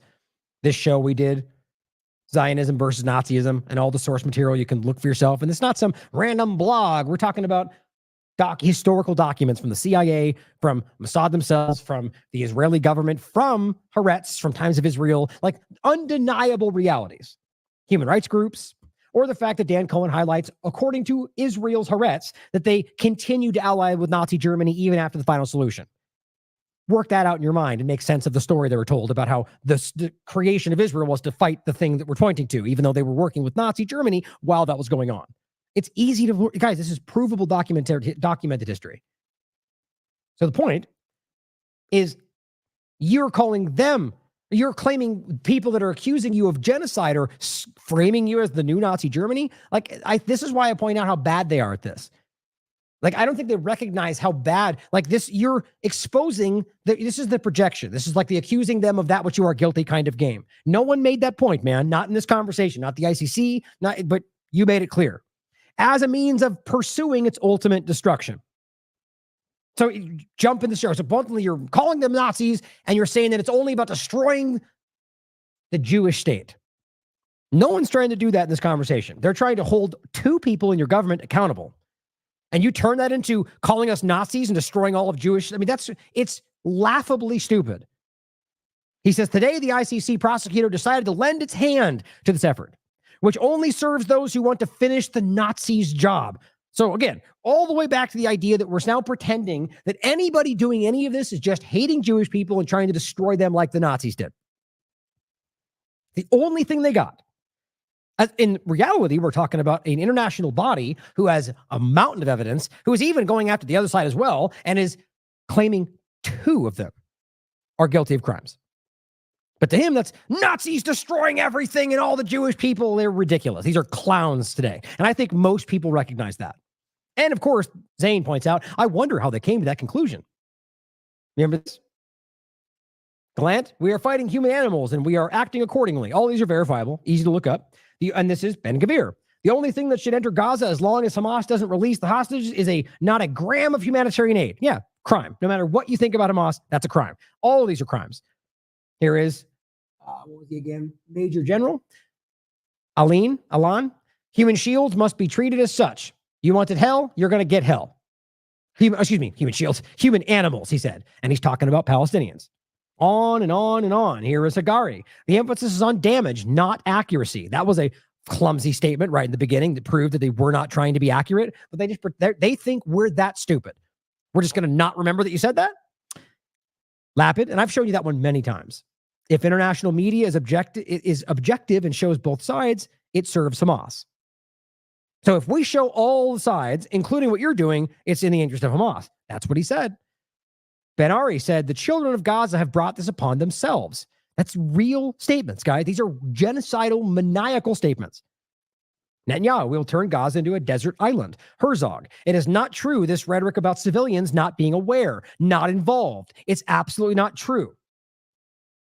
It's just grotesque. I am very puzzled, the last one says. Concerned with the word is showing for the Palestinian people, the world. I'm very puzzled with the constant concern the world is showing Palestinian people and is actually showing for these horrible, inhumane animals. He's not talking about Hamas. He's showing you what they really think. Unreal. Now, let me add these for you so you don't lose them.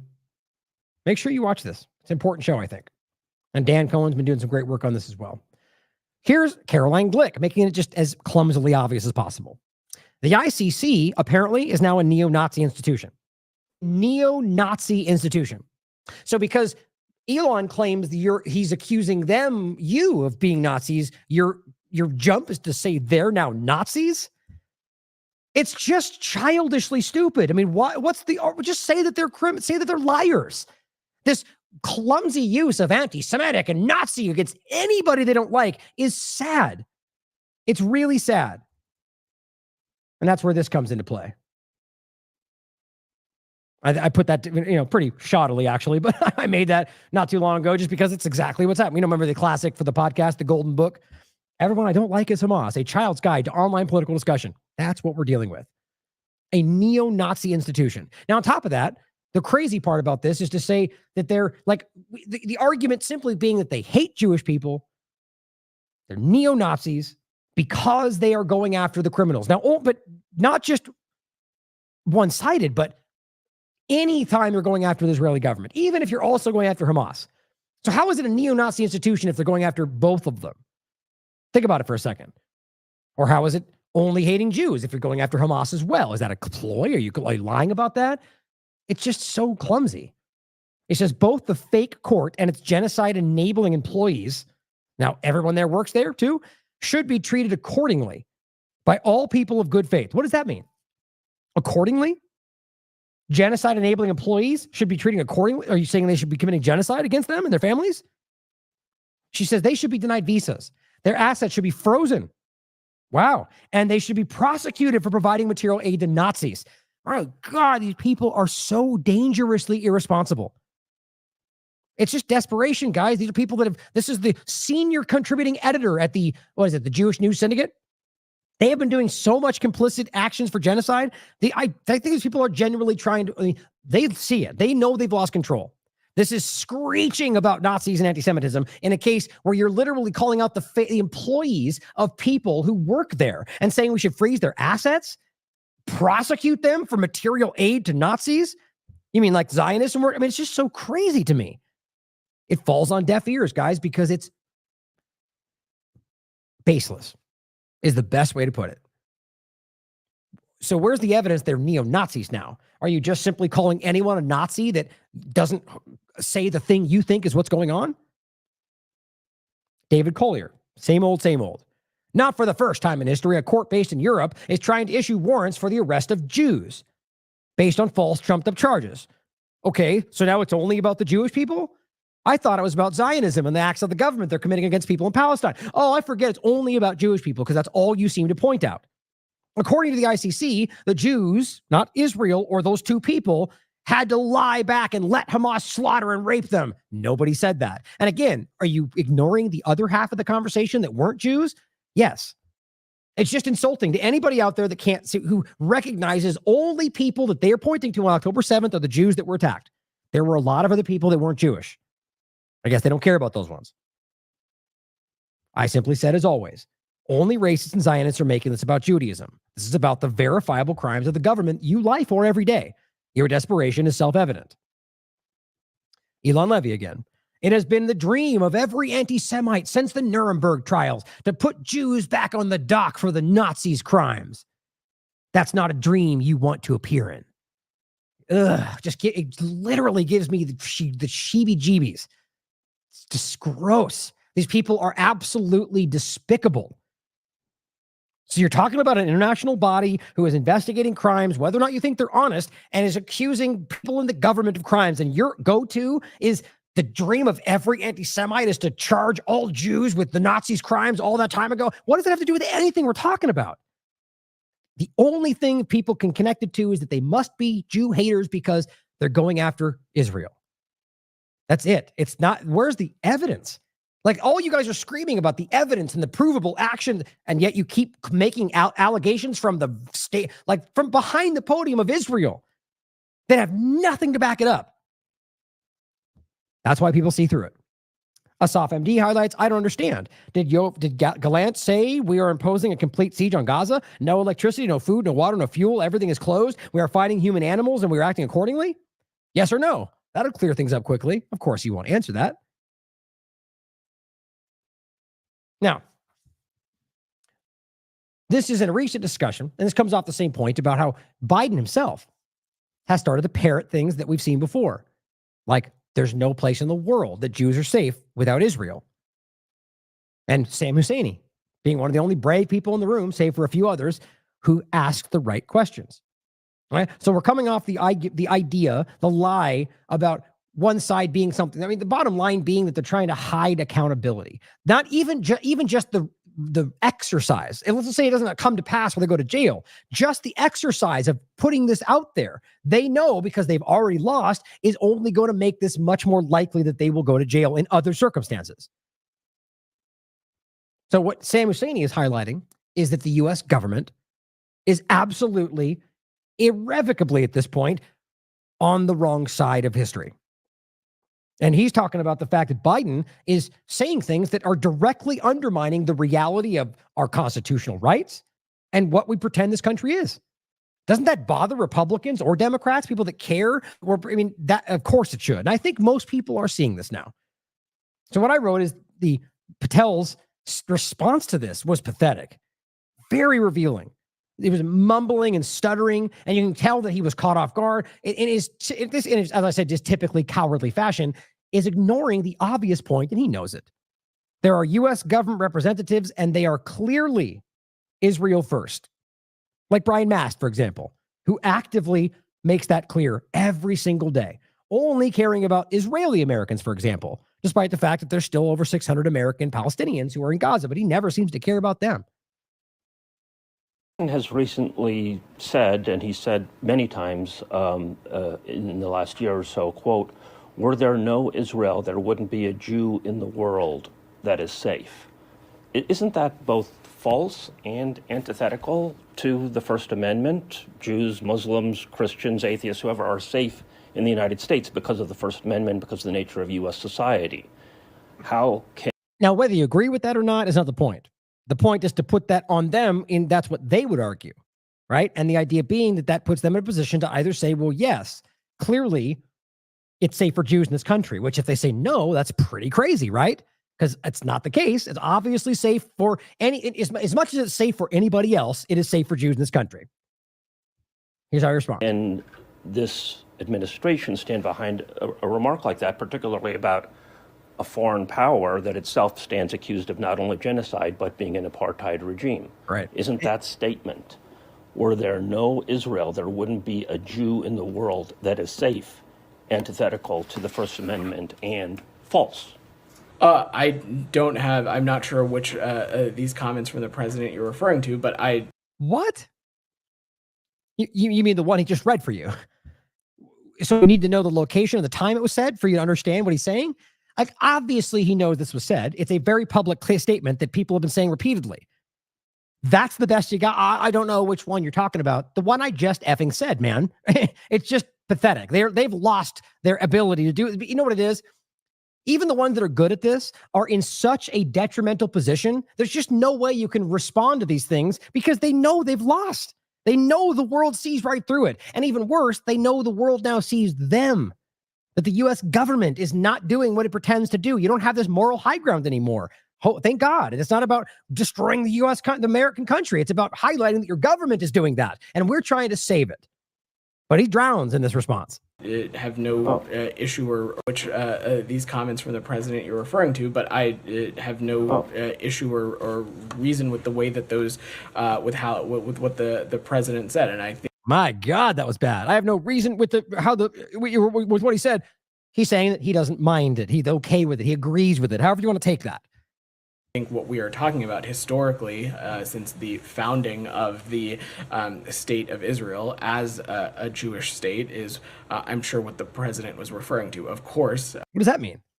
No, he wasn't. He's saying that nowhere in the world is safe for a Jew other than Israel. That's patently false. He's lying right there. He's not saying that. And the point on top of that is what you're discussing is ignoring the entire history around that. But of course, he's not going to get into that. We have freedoms within our own country under the First Amendment, but I don't have anything else to offer on that. Yeah, that was terrible. So yeah, they're right, but then we have freedom. So everybody, who's next? That's really sad. Well, I mean, he said this several times. It wasn't a one-off. He said it when he met Netanyahu at the UN, I think last July or August.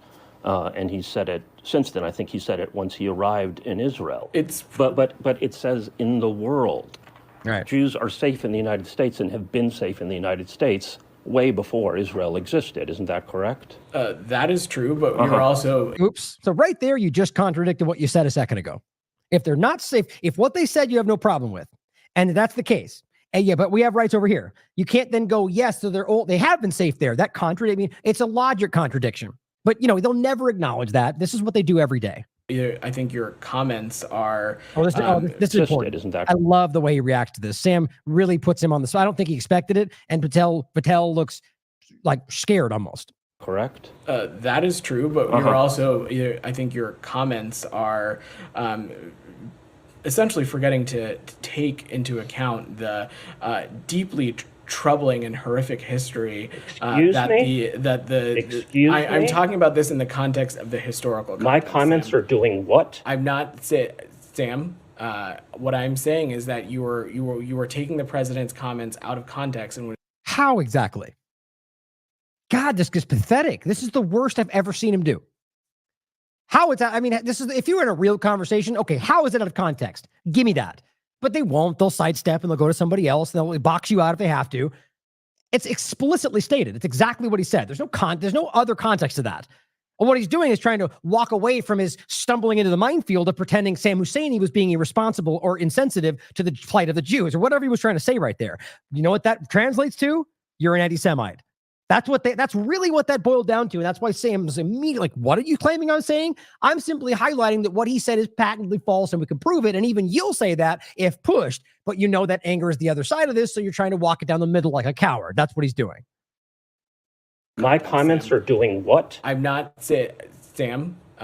What I'm saying is that you were taking the president's comments out of context, and when it is clear he is speaking about it in a historical context, given the very horrific and troubling and terrible history that there has been of the Holocaust. Okay, wait. So you said the history, and then you referenced one event. I mean, guys. I mean, this was pathetic. He was immediately pulling on the talking points.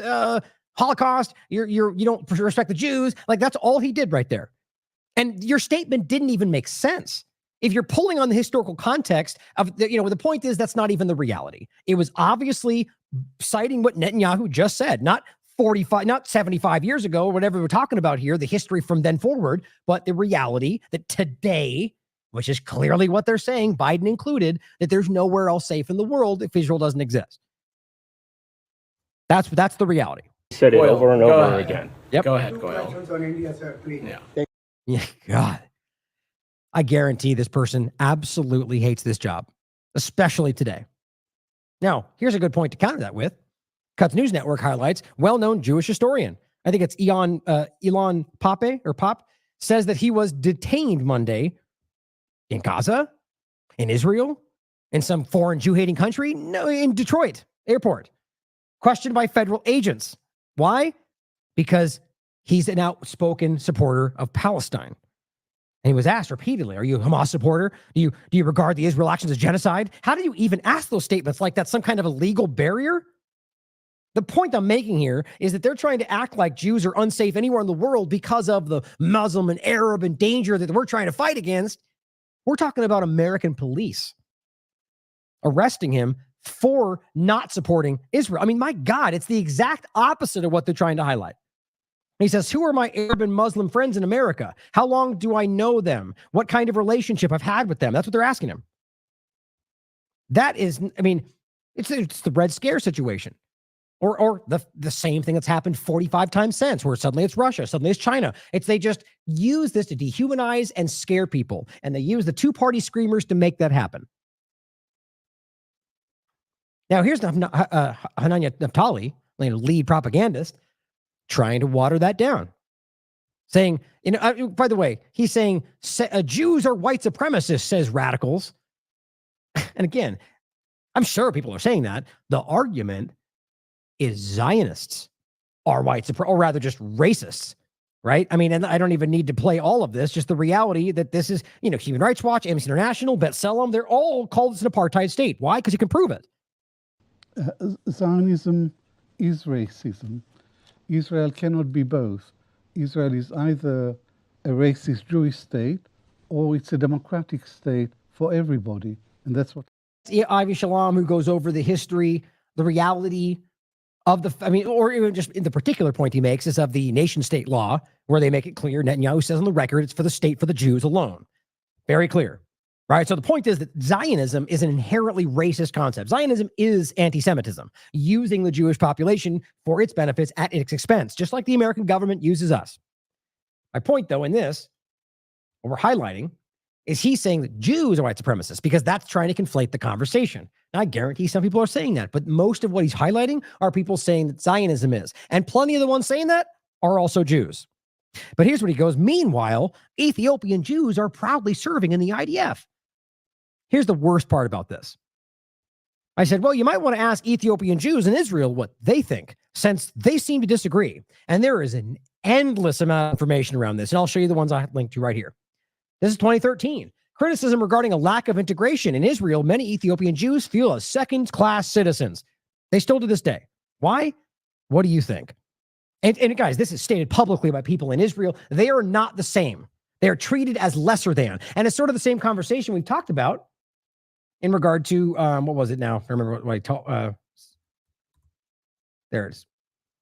CIA documents that highlight the fact that Zionism, at its creation of Israel, was on the record. This is a CIA document, by the way, which I've grabbed every time, I think, where they were willing to sacrifice the Jews in Arab nations to get what they wanted.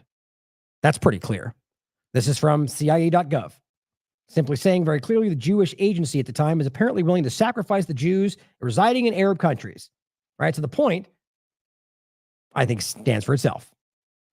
So the point here in regard to Ethiopian Jews is they were brought in, sort of like the point we make about Avi Shalom highlighting what Jews went through in Iraq, where they were, again, you could look at some Wikipedia for crying out loud. They were bombed by Mossad to force them into Israel, to make it as simple as possible. Is more to the story.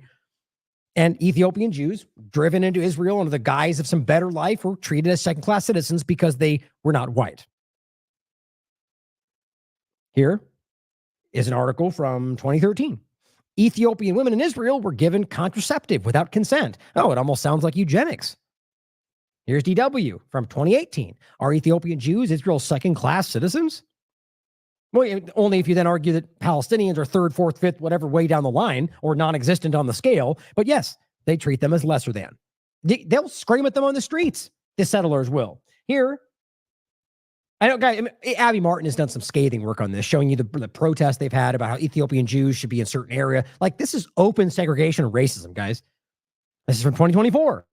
For Israel, black Ethiopian Jews are not Jewish enough. Here's Associated Press. This is a different story, but still relevant to what we're talking about. I just talked about the one where a transvert, or is transvert, is that what you call it? Just somebody a convert, excuse me. Transferred and convert got mixed up. A convert to Judaism. It's an Arab man, a Palestinian, who became a Jew by religion, because that's the only thing we're talking about here. Not there is Israelis and there's the real religion of Judaism. The point is he converted to Judaism, not this story, but the other one, and it was pretty well known, in fact, and got shot at a crossing simply because the guy didn't believe him. So what does that show you? First of all, that you get shot because you're not a Jew. On top of that, that it didn't even matter. It's simply because, I think that speaks for itself. Here's a new example. This is from May 16th, 4 days ago. Palestinian converted to Judaism. An Israeli soldier saw him as a threat and opened fire. Now, here we go. There we go. Now, one quick point back to the argument of the responses to the ICC. Here's Rick Scott, Florida senator. He says, while Israel delivers aid, no, that's provably false, in fact. Well, here's the craziest part. The ICC's own investigation said they proved they're delaying it and stopping it, and that's why they're calling them out. And yet Rick Scott's argument is, well, they're delivering aid, protecting civilians, all of which they said they're not doing, by the way. Hamas terrorists take hostages and use children as shields and hospitals as armories, all of which I can prove to you right now Israel's literally doing. And all the things they're saying about them, which wouldn't surprise me, have yet to be proven. But my point is that he starts with saying the things as a contrast that the ICC literally says that they're doing and we all see them doing. Either this person is that shockingly uninformed or he is acting in the interest of a foreign country and against the interest of Americans. The ICC embarrassed itself, he says, with these sham charges against Israel's leadership. Well, here's Zedek saying, Watch as an Israeli IDF soldier uses a Palestinian hostage as a human shield. Look at him. He's literally kneeling behind this guy in a blindfold while they're engaging with people shooting on the other side of the street.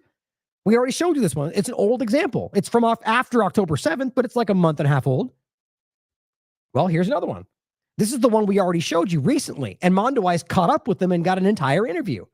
What it's like to be used as a human shield by the Israeli army. Remember this guy? This was recent. This was like a couple of weeks ago, I think. And they literally had him marching through every area they were going to go into with a blindfold before they went in. And he goes, Israel soldiers rounded up Ahmed Safi and his male family members in Khan Yunis, the safe area, and made them stand atop a sand dune for 12 hours as the soldiers took cover behind them during a firefight with Palestinian resistance fighters. Here's the story. Unreal how clear this is. And all the people screaming you're racist for highlighting this are terrified of both themselves recognizing they've always been wrong and the fact that they're being shown to be what they are. And I'm talking about either Zionists or anybody else who is gaslighting for this. For genocide, for murder, for rape and pillaging. And again, don't forget that a lot of Jewish people are calling that out as well. So have fun pretending that's all about hating those same people. Here's Yunus Tarawi pointing out a lot. And I'm not going to go through this reasonably quick just because this is every damn day. But he goes, exclusive footage reveals the Israeli military, guess what? Just like Scott was ignoring, Rick Scott. Exclusive footage shows them storing weapons and ammunition inside of the Turkish hospital. Surprise, surprise. This happens every time. They're using these as bases, guys. And then they later leave and the hospital can, in some cases, resume work and they come back later. How do you pretend that's not exactly what it looks like? He says, this is another one from May 8th. We've acquired documentation that confirms the Israeli military's use of facilities with the Turkish cancer hospital as a military headquarters. Sniper positions, everything. Here's Ali Abu Namah pointing out every accusation by the Zionist Nazis, and he says that again.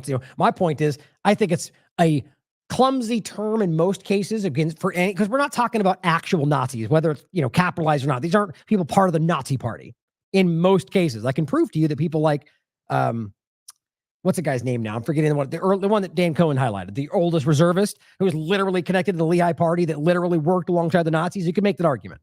My point is simply to say that if you're going to make the comparison, the Israeli government for the Zionist government is far closer than anything you could label Hamas. And even then so, knowing that they're the ones that funded them into reality kind of makes it a moot point. In any case, he says that when they accuse, it's a confession. Quote, Israeli troops also appear to be using the Turkish-Palestinian Friendship Hospital, which one specialized in treatment for cancer patients, as a base of operations. This is the Washington Post. Who cares, though, when they do it? We'll just ignore it. Here is a reporter on the ground, Matsem al-Daloul, happening right now. Israeli snipers blockade. This keeps happening, by the way. There he goes. Twitter's been really wonky lately, at least for me. I think it's probably just for me and people like us. Blocking Al-Awde Hospital in Jabliya. So multiple hospitals, surprise, surprise. Shoot at the hospital where there are patients, wounded medical staff, and mothers and newborns from inside the hospital. She adds, for the second day, there's no valid drinking water. This is not weeks ago. This is right now. While, by the way, they're not letting in any aid. Zero. Let's pop this one up. What's the date right now? So this is from 2017. So we're 10 days later. Let's see if that one's up yet. There it is. Let's see what they got. Oh, surprise, surprise. Look at that. Zero. In the entire week from May 10th to May 16th, that is so that's the daily average. The daily total was 5 trucks. That's going down from 500 a day. And they were still in food insecure. Same the next week. Or actually, no, excuse me, that was just the 17th. 5 average. 27 average on the day, 8 to 18th, 19, 0. I mean, guys, this is crazy. This is during a famine, and they've dropped it to be near nothing. While Elon Levy still screams everything's going the way it should because he's a complete liar. Here is Doctors Without Borders. After a strike on the Jabliya refugee camp on Gaza on the 18th, 34 patients were admitted to a nearby hospital, Alawada, and amid nearby fighting, the hospital has now run out of drinking water. According to our colleagues and other locations in northern Gaza, the hospital is surrounded by tanks. While we were unable to run operations in northern Gaza, some of our staff decided to stay to provide care. This is one of the last functional hospitals in northern Gaza, and some staff and patients are sheltering inside the fight amid the fighting. All warring parties must ensure their protection, and that, the point is, keep them safe. They don't care. The Israeli government will probably go to that hospital next. Does anybody, what's the U.S. going to say? Probably Hamas there. What's all the supporters going to say? Human shields. Right? Human shields, right? Despite the fact that Israel has been caught repeatedly using human shields during this conversation, and we know that that's a policy they've used many times and continue to use to this very day. 2013, Palestinian children tortured, used as shields by Israel, per the United Nations. Reuters. Israeli soldiers who used Palestinian boy, a 9-year-old, as human shields avoid jail. And that goes on. I've played it many times. I'll open this for you. The entire show here so you can watch it for yourself. The open secret of human shields. It's called the Neighbor Procedure. The UN, Human Rights Watch, Amnesty, they've all called it out. It's just crazy. And this is it's the most obvious image in the world. It's a public event that you can look up. It's very, very clear. And that's not supposed to be that because that happened, it should be ignored. I'm not as ridiculous as the Israeli government. If anybody's doing that, they should all be held accountable. My point is that you can prove this explicitly. And yet when they keep yelling about what Hamas is doing, I've yet to see any provable examples of that. Not even to say that I would shock me if I found them or that they showed them to me. My point is you just haven't done that. And that's crazy to me. Here is another post from Rami Abdul from the HeroMed Human Rights Group showing you what they're doing to these hospitals. Now watch this, guys. This is pretty wild. Oh, I didn't download that. I want you to hear this, actually. Hold on. This is a real shot from inside the hospital. One hospital full of patients. They keep screaming it's all about human shields, right? Well, here's what it looks like inside one of these hospitals while they bomb them, supposedly going after human shields. And how many times have I said this? Like, realistically asking yourself, every single time, what do we see? We see the fallout, right? We see all the children that they claim were human shields, and yet no human. We only see the shields they claim. Every single time we remove all the building rubble, and weird, all you find is a bunch of shields, right? I'm not trying to be belittling to the people. I'm making a point. Those are dead children, dead families. Where's the human that was supposed to be shielded by that? Are we pretending they got away just in time? Are we trying to pretend? All that's possible. But my point is, for 7 months, we only ever see the byproduct and not the act, because that's not what's happening. Here is what's actually happening. This is what they're doing to hospitals while people are inside them.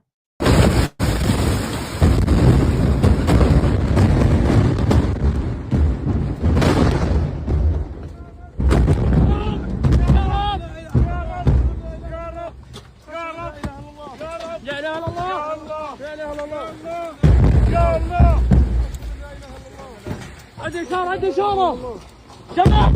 are ambulance drivers.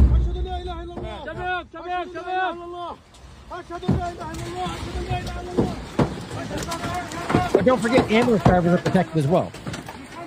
And all they do is just go, they're Hamas, with nothing to back it up. No!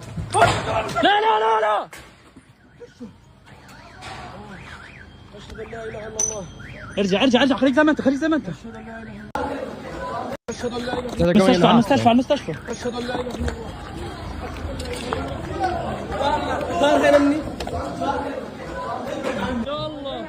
يا الله شباب تعالوا بخير انتم سيارة اسعاف يا الله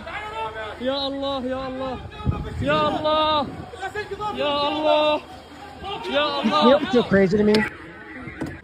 Because of all the propaganda, even Christians out there would hear that and act like there's some kind of cry to terrorism or something. He's just saying God. He's saying God. Like this is crazy, just like any other person would. Oh my God, this is crazy. But because of all the extreme propaganda, all the things, the statements you could scream God and throw a bomb that's happened from all his points of history. Whether you're talking about any number of examples from any side of any religion or any race, the point is that people tend to call on their religion. But because of the propaganda, it becomes people are just blinded by this stuff. And it's a very clear in this country that people believe. I mean, we went through a period where any Arab after 9/11 was a problem, was dangerous. It's just inherently disgusting. But this is what they're doing to hospitals. Here, Yunus Tarawi points out what I was going to show you, or what I said earlier. Here is an Israeli IDF posting their crimes on their own social media accounts. You know what I keep saying about this? How it shows you they have no control over their own army. I mean, either this means that they want this to happen, which shows you how just completely deranged the entire system is, or they actually can't control what they're doing, and they're out there posting their own war crimes on TikTok, which the ICC and ICJ are collecting. And it says, it's Sergeant Seema Lubling from the 890th Battalion, quote, you have too much China stuff in your kitchen. So it's a kitchen of a Gaza family. He says, I was happy to help you, residents of Khan Yunis, as much as I had time to. Go sue me at the Hague, you bastards. Here's what he's doing. He's throwing their China and breaking it out in the street.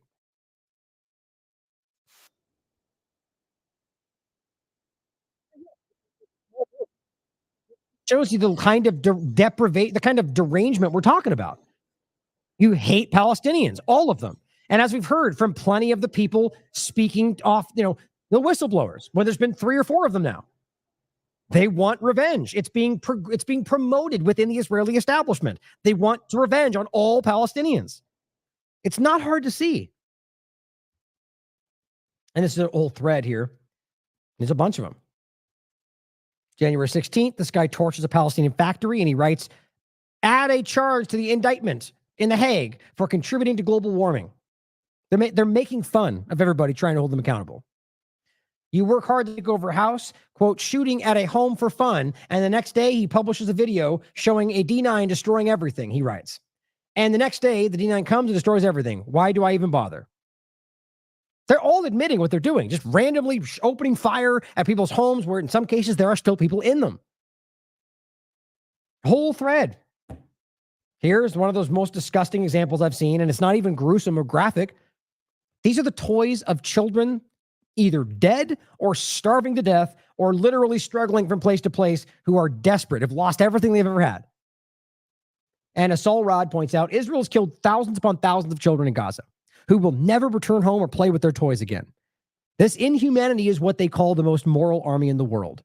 This is what U.S. gives billions of dollars to support.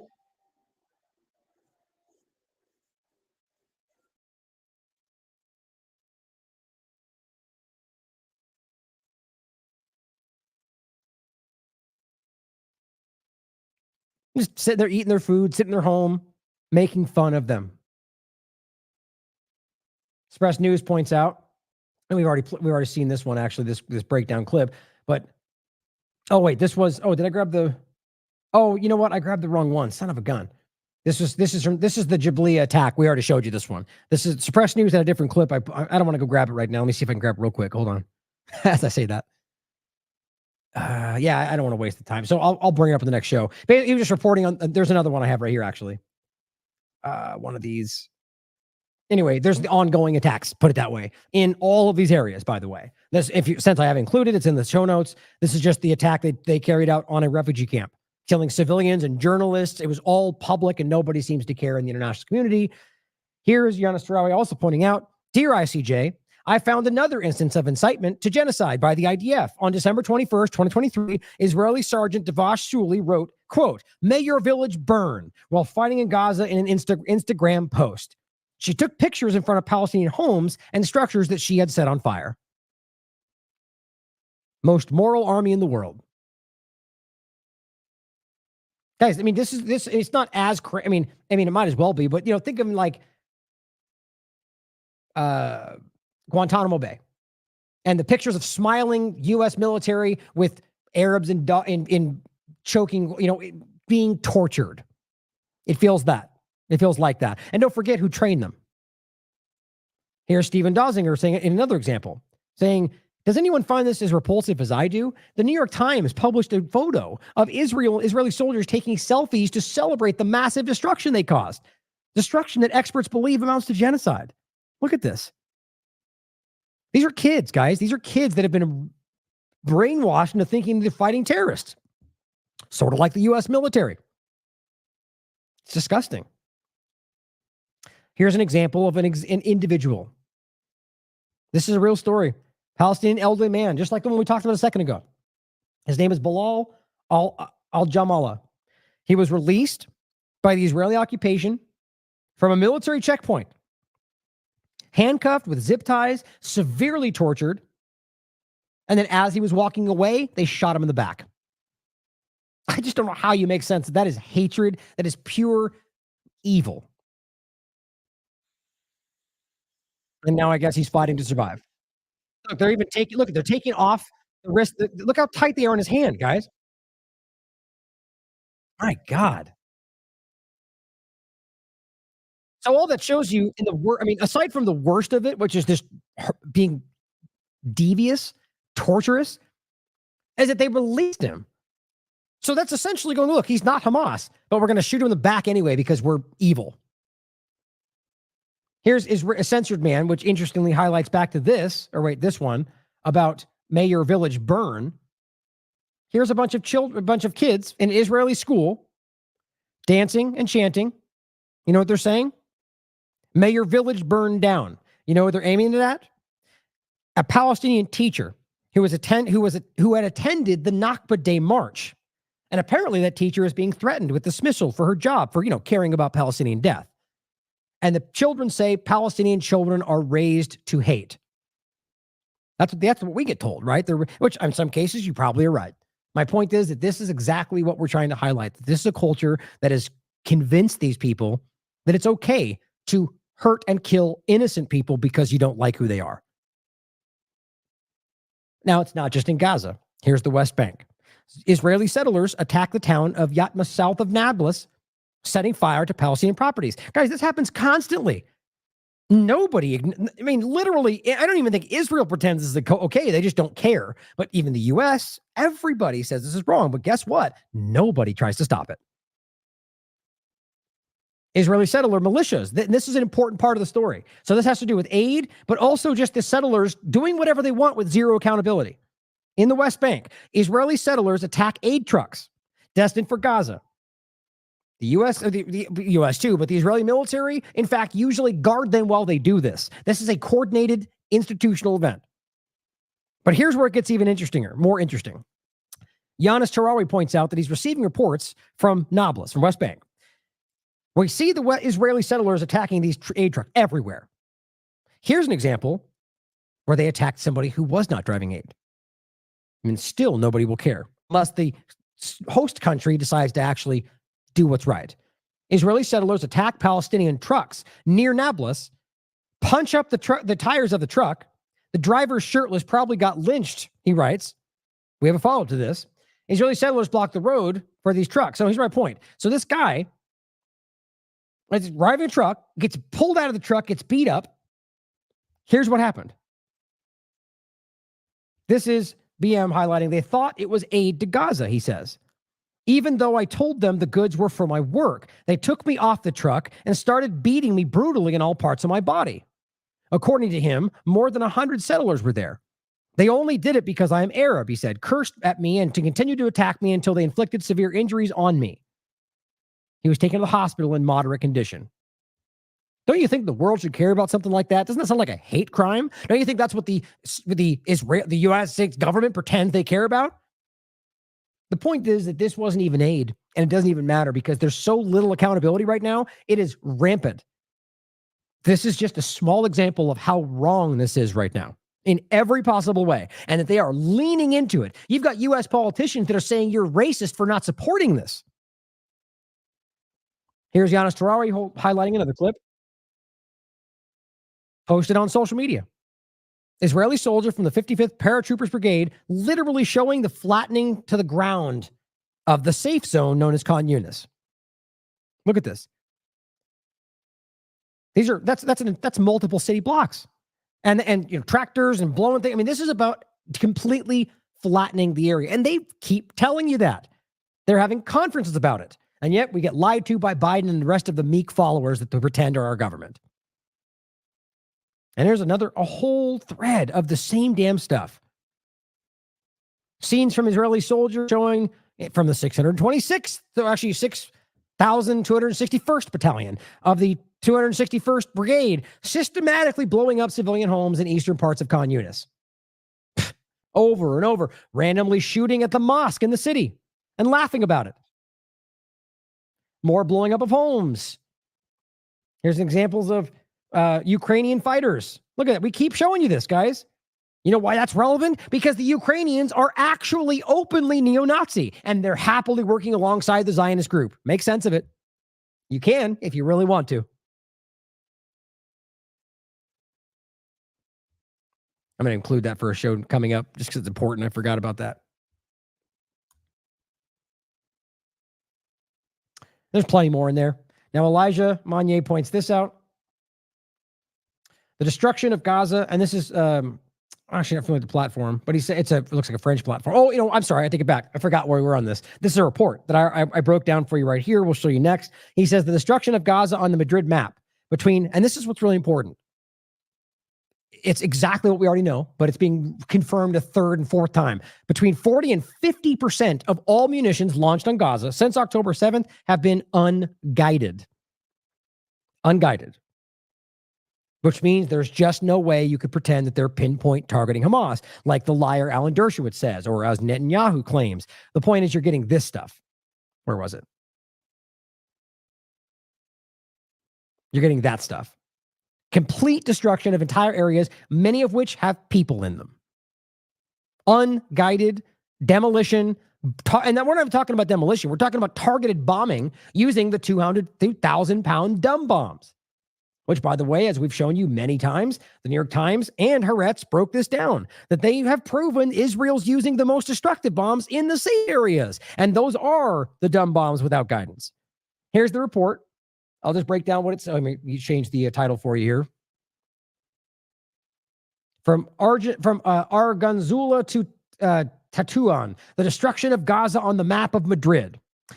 It says the use of dumb bombs or imprecise bombs that have provoked the condemnation of organizations like Amnesty International or Human Rights Watch amid accusations of war crimes and genocide, and a transfer of weapons from the U.S., the main supplier to Israel, which continues to be produced beyond Joe Biden's specific decision to freeze shipment 2 weeks ago. My point exactly.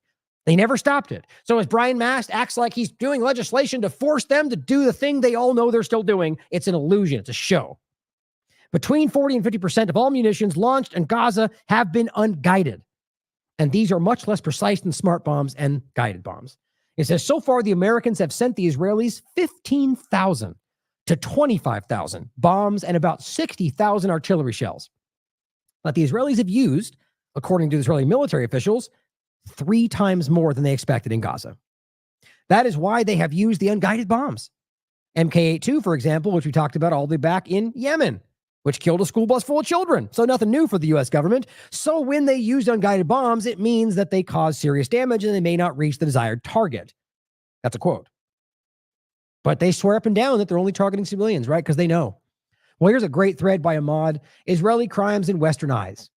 In this thread, he says he posted some of Israel's crimes across the decades with media sources, shedding light on the period of 1940 to 2022. Get ready to witness what's hidden. Now, we're not going to go through this today. A lot we've talked about. I probably will go through this more in depth in a future show. My point is that this is the reality that goes back long before October 7th. So we just talked about what's happened since today. But if you really break this stuff down, he starts with the Balfour Declaration and the ongoing Nakbas after that to this very day.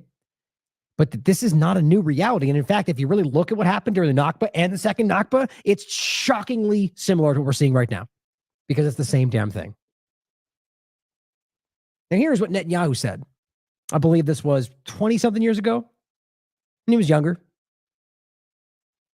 You'll want to hear this, especially after what we just showed you. But it is not terrorism, because what terrorists do is target the innocent deliberately. And therefore, my definition of terrorism is the systematic and deliberate attack, the murder, maiming, and menacing of innocents, of civilians, for political goals.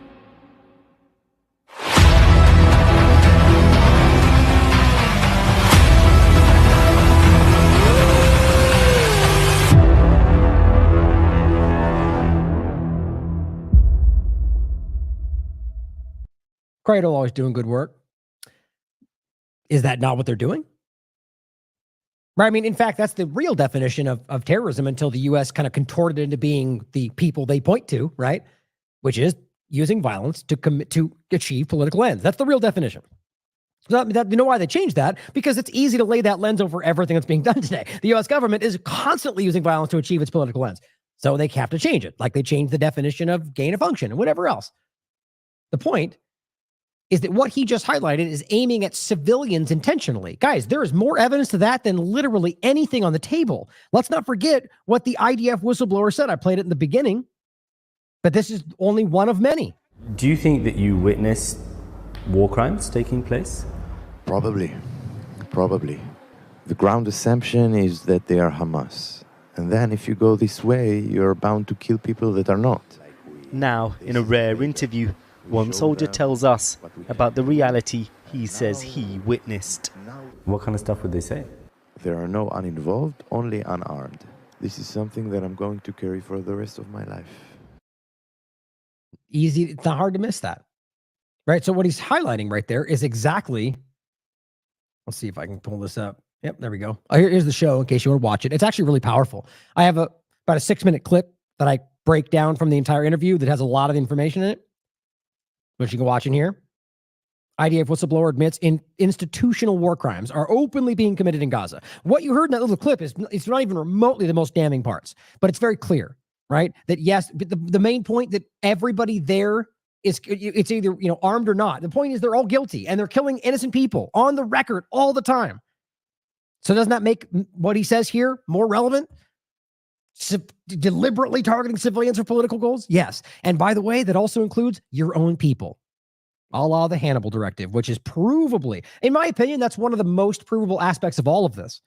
Because the colonel has admitted it, helicopter pilots have admitted it, tank drivers have admitted it, the head security of the kibbutz area has openly admitted it, Israeli hostages, and I've never seen something better sourced in my life. And yet we still debate it? It's shocking how clearly they have control over this conversation. But they have lost, most of it over the last 7 months of self-defense? Well, on top of all of that, this just drives me crazy. Now, look, I'll just read what I said because I include it. RFK Jr. on Russell Brand's podcast with shockingly little pushback says, I don't think Israel's intention is genocide, which I don't know why we would ever speak about intent. How the hell you think you know what they all collectively think when we're talking about the actions of the government, and even then what Netanyahu thinks, for example. But whatever. It says, I don't believe there's any evidence of genocide. Let that sink in. No evidence of genocide. Despite the world court saying there's evidence for genocide. The IDF has protected civilians better than any army in history, he said. I said, RFK just said the IDF has protected civilians better than any army in history. This man, despite, and I mean this, being better in most ways than the other presidential candidates, is either compromised in some way or willfully dishonest when it comes to Israel and Zionism. I just don't know how else you read that. And look, if I, gun to my head, if I had to pick one of the fake candidates put in front of us, it'd probably be him. But it's incredible to think that, as I've said, and I stand by this from the moment he opened his mouth about this, next to that maniac Rabbi Shmuley. His stance on Israel is morally indefensible. But so is Biden's, so is Trump's. It's no different. So my point is that this isn't about just trying to go after the one that seemed like that's how that will get framed by some. But it's clear. In almost every other way, he's at least better than the rest of them, in my opinion. But my God, I don't know how you can take the rest of it at face value. How can you be anti-war? How can you be anything you claim to be if this is how you frame the most obvious thing going on in the world right now? Now, look, the thing I've said before, and some people even say this in the chat, they want to believe that he's doing this just to get elected. He's going to change everything, and it's all a ploy. I hope so. It would be a pretty brazen move, but if he did, I would go, that's great. I just don't think that's what's happening. I hope you are right. Any honest person should hope. We'll wait and see. Here's what Biden said. Now, this is one of the worst parts of this. This came out, I think this was on the 19th, actually, just recently, and made this statement about something that we can prove is not true. And I can almost guarantee you this was given to him by somebody within the Zionist circles in order to downplay or hype up again some kind of atrocity propaganda circle of news to stop the focus on everything we're talking about.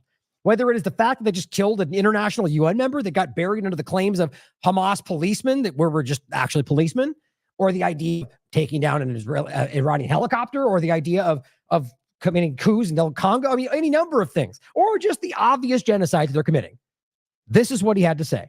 And by the way, it's the same place he was floating the Congolese flag behind the Democratic Republic of Congo, which is disgusting based on what they're doing. But here's what he said.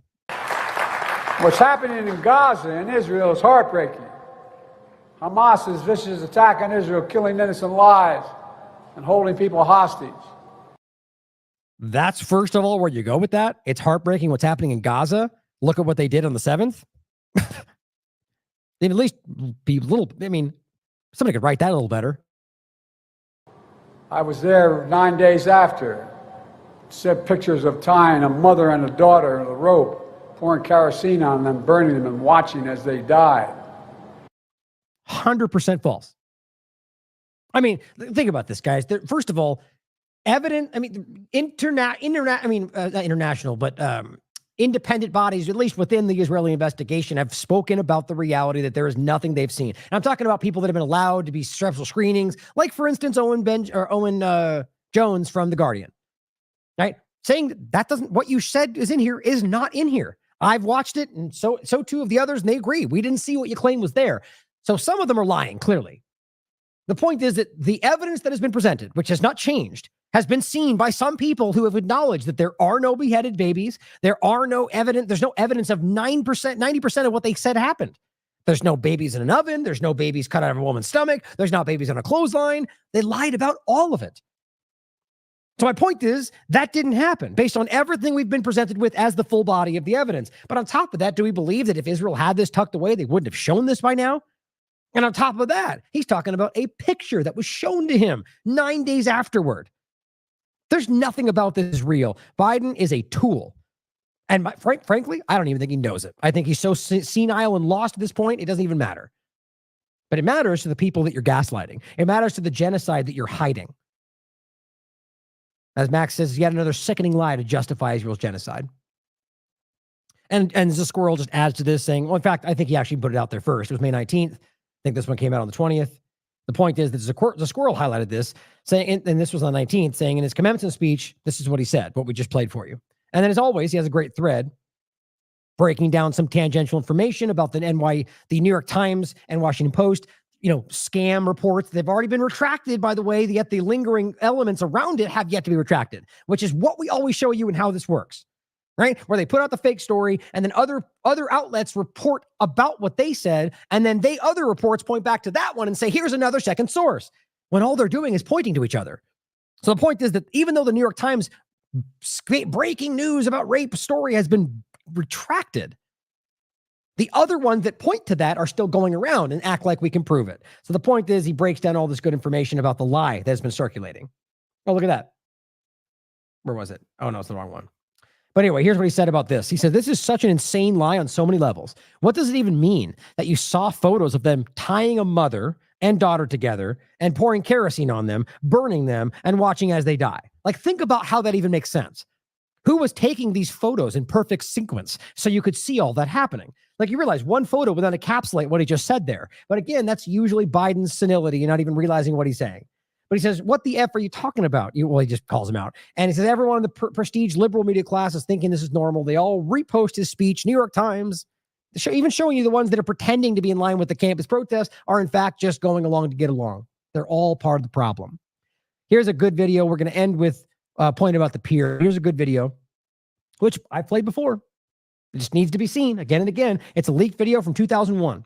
Khaleesi point this out. Listen to Netanyahu say that Israel intentionally strikes Palestinians painfully. He brags about deceiving the U.S. to break the Oslo Accords and confirms Americans will always support Israel. Now think about that when you get your politicians and your two-party screamers acting like you're un-American if you don't support Israel. Ask yourself what that's coming from. Says the main thing is first to strike them. The main thing is first of all to strike them. Not once, but several times, so painfully that the price they pay is unbearable. Now, this is about the idea of carpet bombing Gaza because of a rocket hit a field. And in many cases where the rocket wasn't even fired from Gaza. And I've talked about this. It's just about setting a tone or trying to create a political benefit for himself. Usually because he's about to go to jail or being accused of something. That's been written about by Israeli media many times. He says, so far, the price tag is not unbearable, meaning they haven't hurt them enough.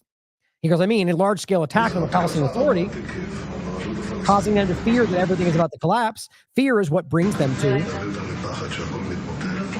Hold on, he goes, but then again, the world will say that we're the aggressors, right? Because they are.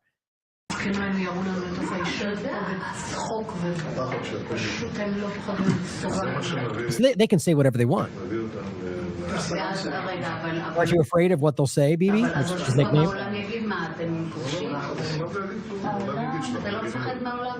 Especially today with the U.S. I know how they are. America is something that you can easily maneuver. Listen up, Republicans, and move in the right direction. And even if they say something, so then they say something, so what? Yeah, he's learning that's different today, isn't he? 80% of America supports us, he says. It's absurd, he said. He doesn't think highly of you. He says, look, I wasn't afraid to maneuver the Clinton administration. I wasn't afraid to confront Clinton. I wasn't afraid to go against the UN. What happened to the Oslo Accords? The Accords which were ratified by Parliament. I was asked before the 1996 elections, will you fulfill them? I said yes, subject to reciprocity and minimizing pullouts. I gave my own interpretation to the agreements in such a way that will allow me to stop the race back towards the 1967 borders. There's no way to misunderstand that. It's a lie. He's using you, political American government. I mean, most of them know that, don't care. They're doing this against your interests. America needs to listen to this. And saying that he put forward his so-called agreement in such a way that he knew he'd be able to stop it from happening. That's not honest. This is how do we manage to do this? Nobody defined what military facilities are. So he lied. It's the same thing the U.S. government does with the way they frame their legislation. They leave it open to interpretation so they can manipulate it however they want at your expense. He says, so I define them as being security zones. The entire Jordan Valley for me is a military facility. Nobody has. Yes, like the Pet Shreen Valley. She responded. He says, you see, go figure. But then there was the question of who will define these military facilities. I received a letter from Secretary of State Warren to me and Arafat at the same time, saying that Israel and Israel alone will define the military facilities, their locations and size. Now they don't want to give me this letter. So I refused to ratify the Hebron Accords of 1997. I stopped the government meeting and I said I won't sign. And only when the letter has arrived during that meeting, to me and to Arafat, I signed the Hebron Accords. It's better to give 2% than 100%. And this is the choice we face. The point he's making is that we have an out. We'll sign it as long as you give us this letter, which suggests that I get to dictate the terms, which means I can create the dynamic, which makes it look like they are the ones breaking the rules or whatever it is. It's exactly what we're dealing with today. It's the same person, same group, same conversation. And on top of that, we'll get to the pier next to end. It's what they're doing there. Acting like we're doing this for them when all you're doing is cementing in something you're going to use to hurt them again.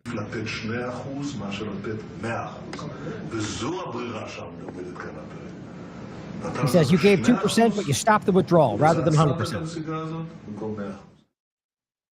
That's the reality. And yet all these people in the two-party illusion will act like you're wrong for not supporting that, even though they've seen that. They just don't care. Now here's the last part. NY Plaid points this out. Note the humanitarian port, lying terrorist dogs, he says. The U.S. Army installs the USC Ram air defense system to protect the floating dock in Gaza. Because that makes sense, right? In addition to the American MLIDS system dedicated to combating marches, he says, why are all these systems put in place as long as a dock is humanitarian and its goal is to deliver aid to the people of Gaza? The point on top of that being that Israel is in control of the area. So are you pretending that you're not secure in and of yourself in regard to the areas? I mean, you got Israeli military, Navy, because this is not about humanitarian aid.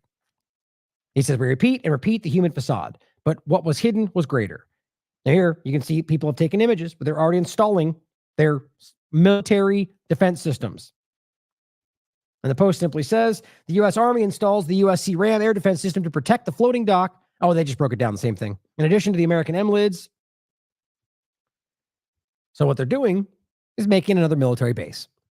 Both a sort of a joint U.S.-Israeli base, because it was really Netanyahu's plan long before this ever happened for the pier, which they earlier floated as some kind of area to store all the Gazan people. Then they pushed it for a pier for humanitarian aid. So the point is, even one conversation, they shifted why they would use this, and we just let it go. Or rather, American politicians let it go. So at the end of the day, it's not what it seems. And I said, only a complete fool or the willfully ignorant did not see this coming. This was never about humanitarian aid. Meanwhile, Gaza famine. All right, so this was supposed to fix the problem.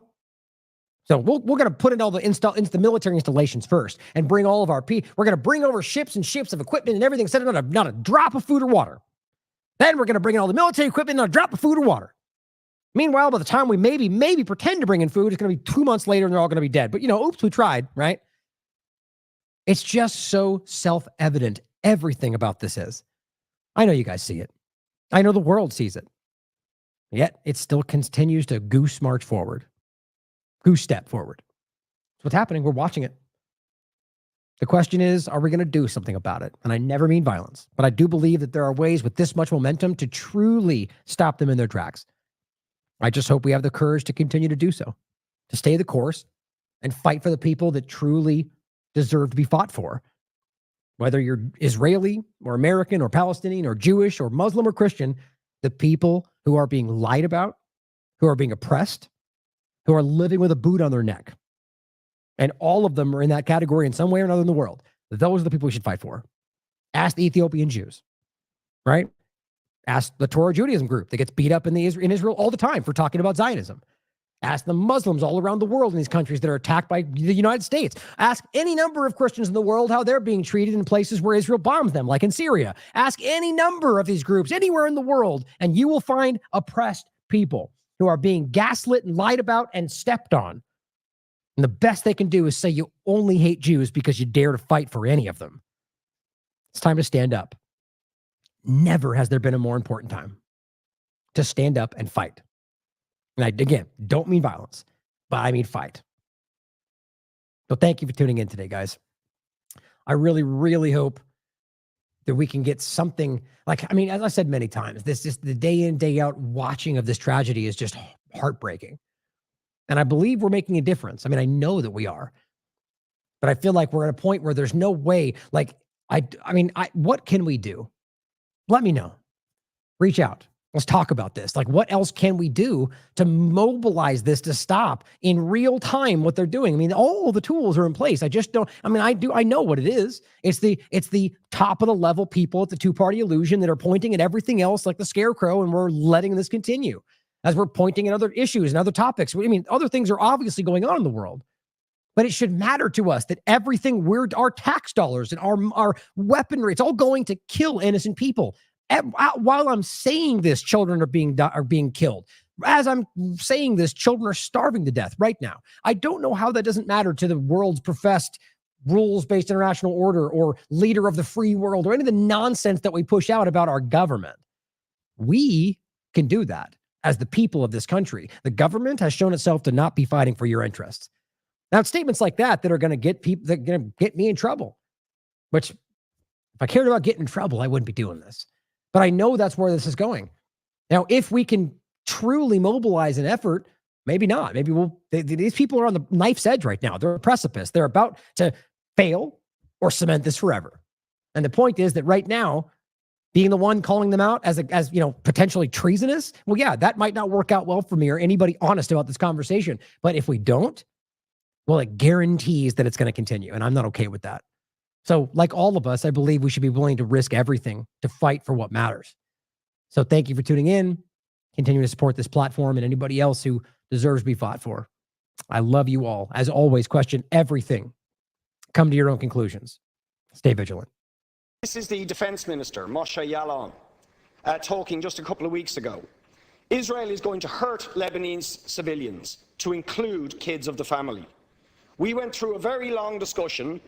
We did it then, we did it in the Gaza Strip, we are going to do it in any round of hostilities in the future. That's the Defence Minister. This is the Military Chief of Staff, Benny Gantz. The next round of violence will be worse and see this suffering increase. He headed up the military assaults on Gaza, the last two. This is the Minister for Education in the Netanyahu government. There will never be a peace plan with the Palestinians. I will do everything in my power to make sure they never get a state. He also said, if you catch terrorists, you simply have to kill them. I've killed a lot of Arabs in my life, and there's no problem with that. This is the Minister for Justice. Palestinians are all enemy combatants. This also includes the mothers of the martyrs. They should follow their sons. Nothing would be more just. They should go, as should the physical homes in which they raised the snakes. Otherwise, more little snakes will be raised there. That's the Israeli Minister for Justice in the last few months. The Israeli Deputy Minister for Defence. Palestinians are beasts. They are not human. The Minister for Foreign Affairs, CP Hotley, this is the last one. My position is that between the sea and the Jordan River, there needs to be one state only, the State of Israel.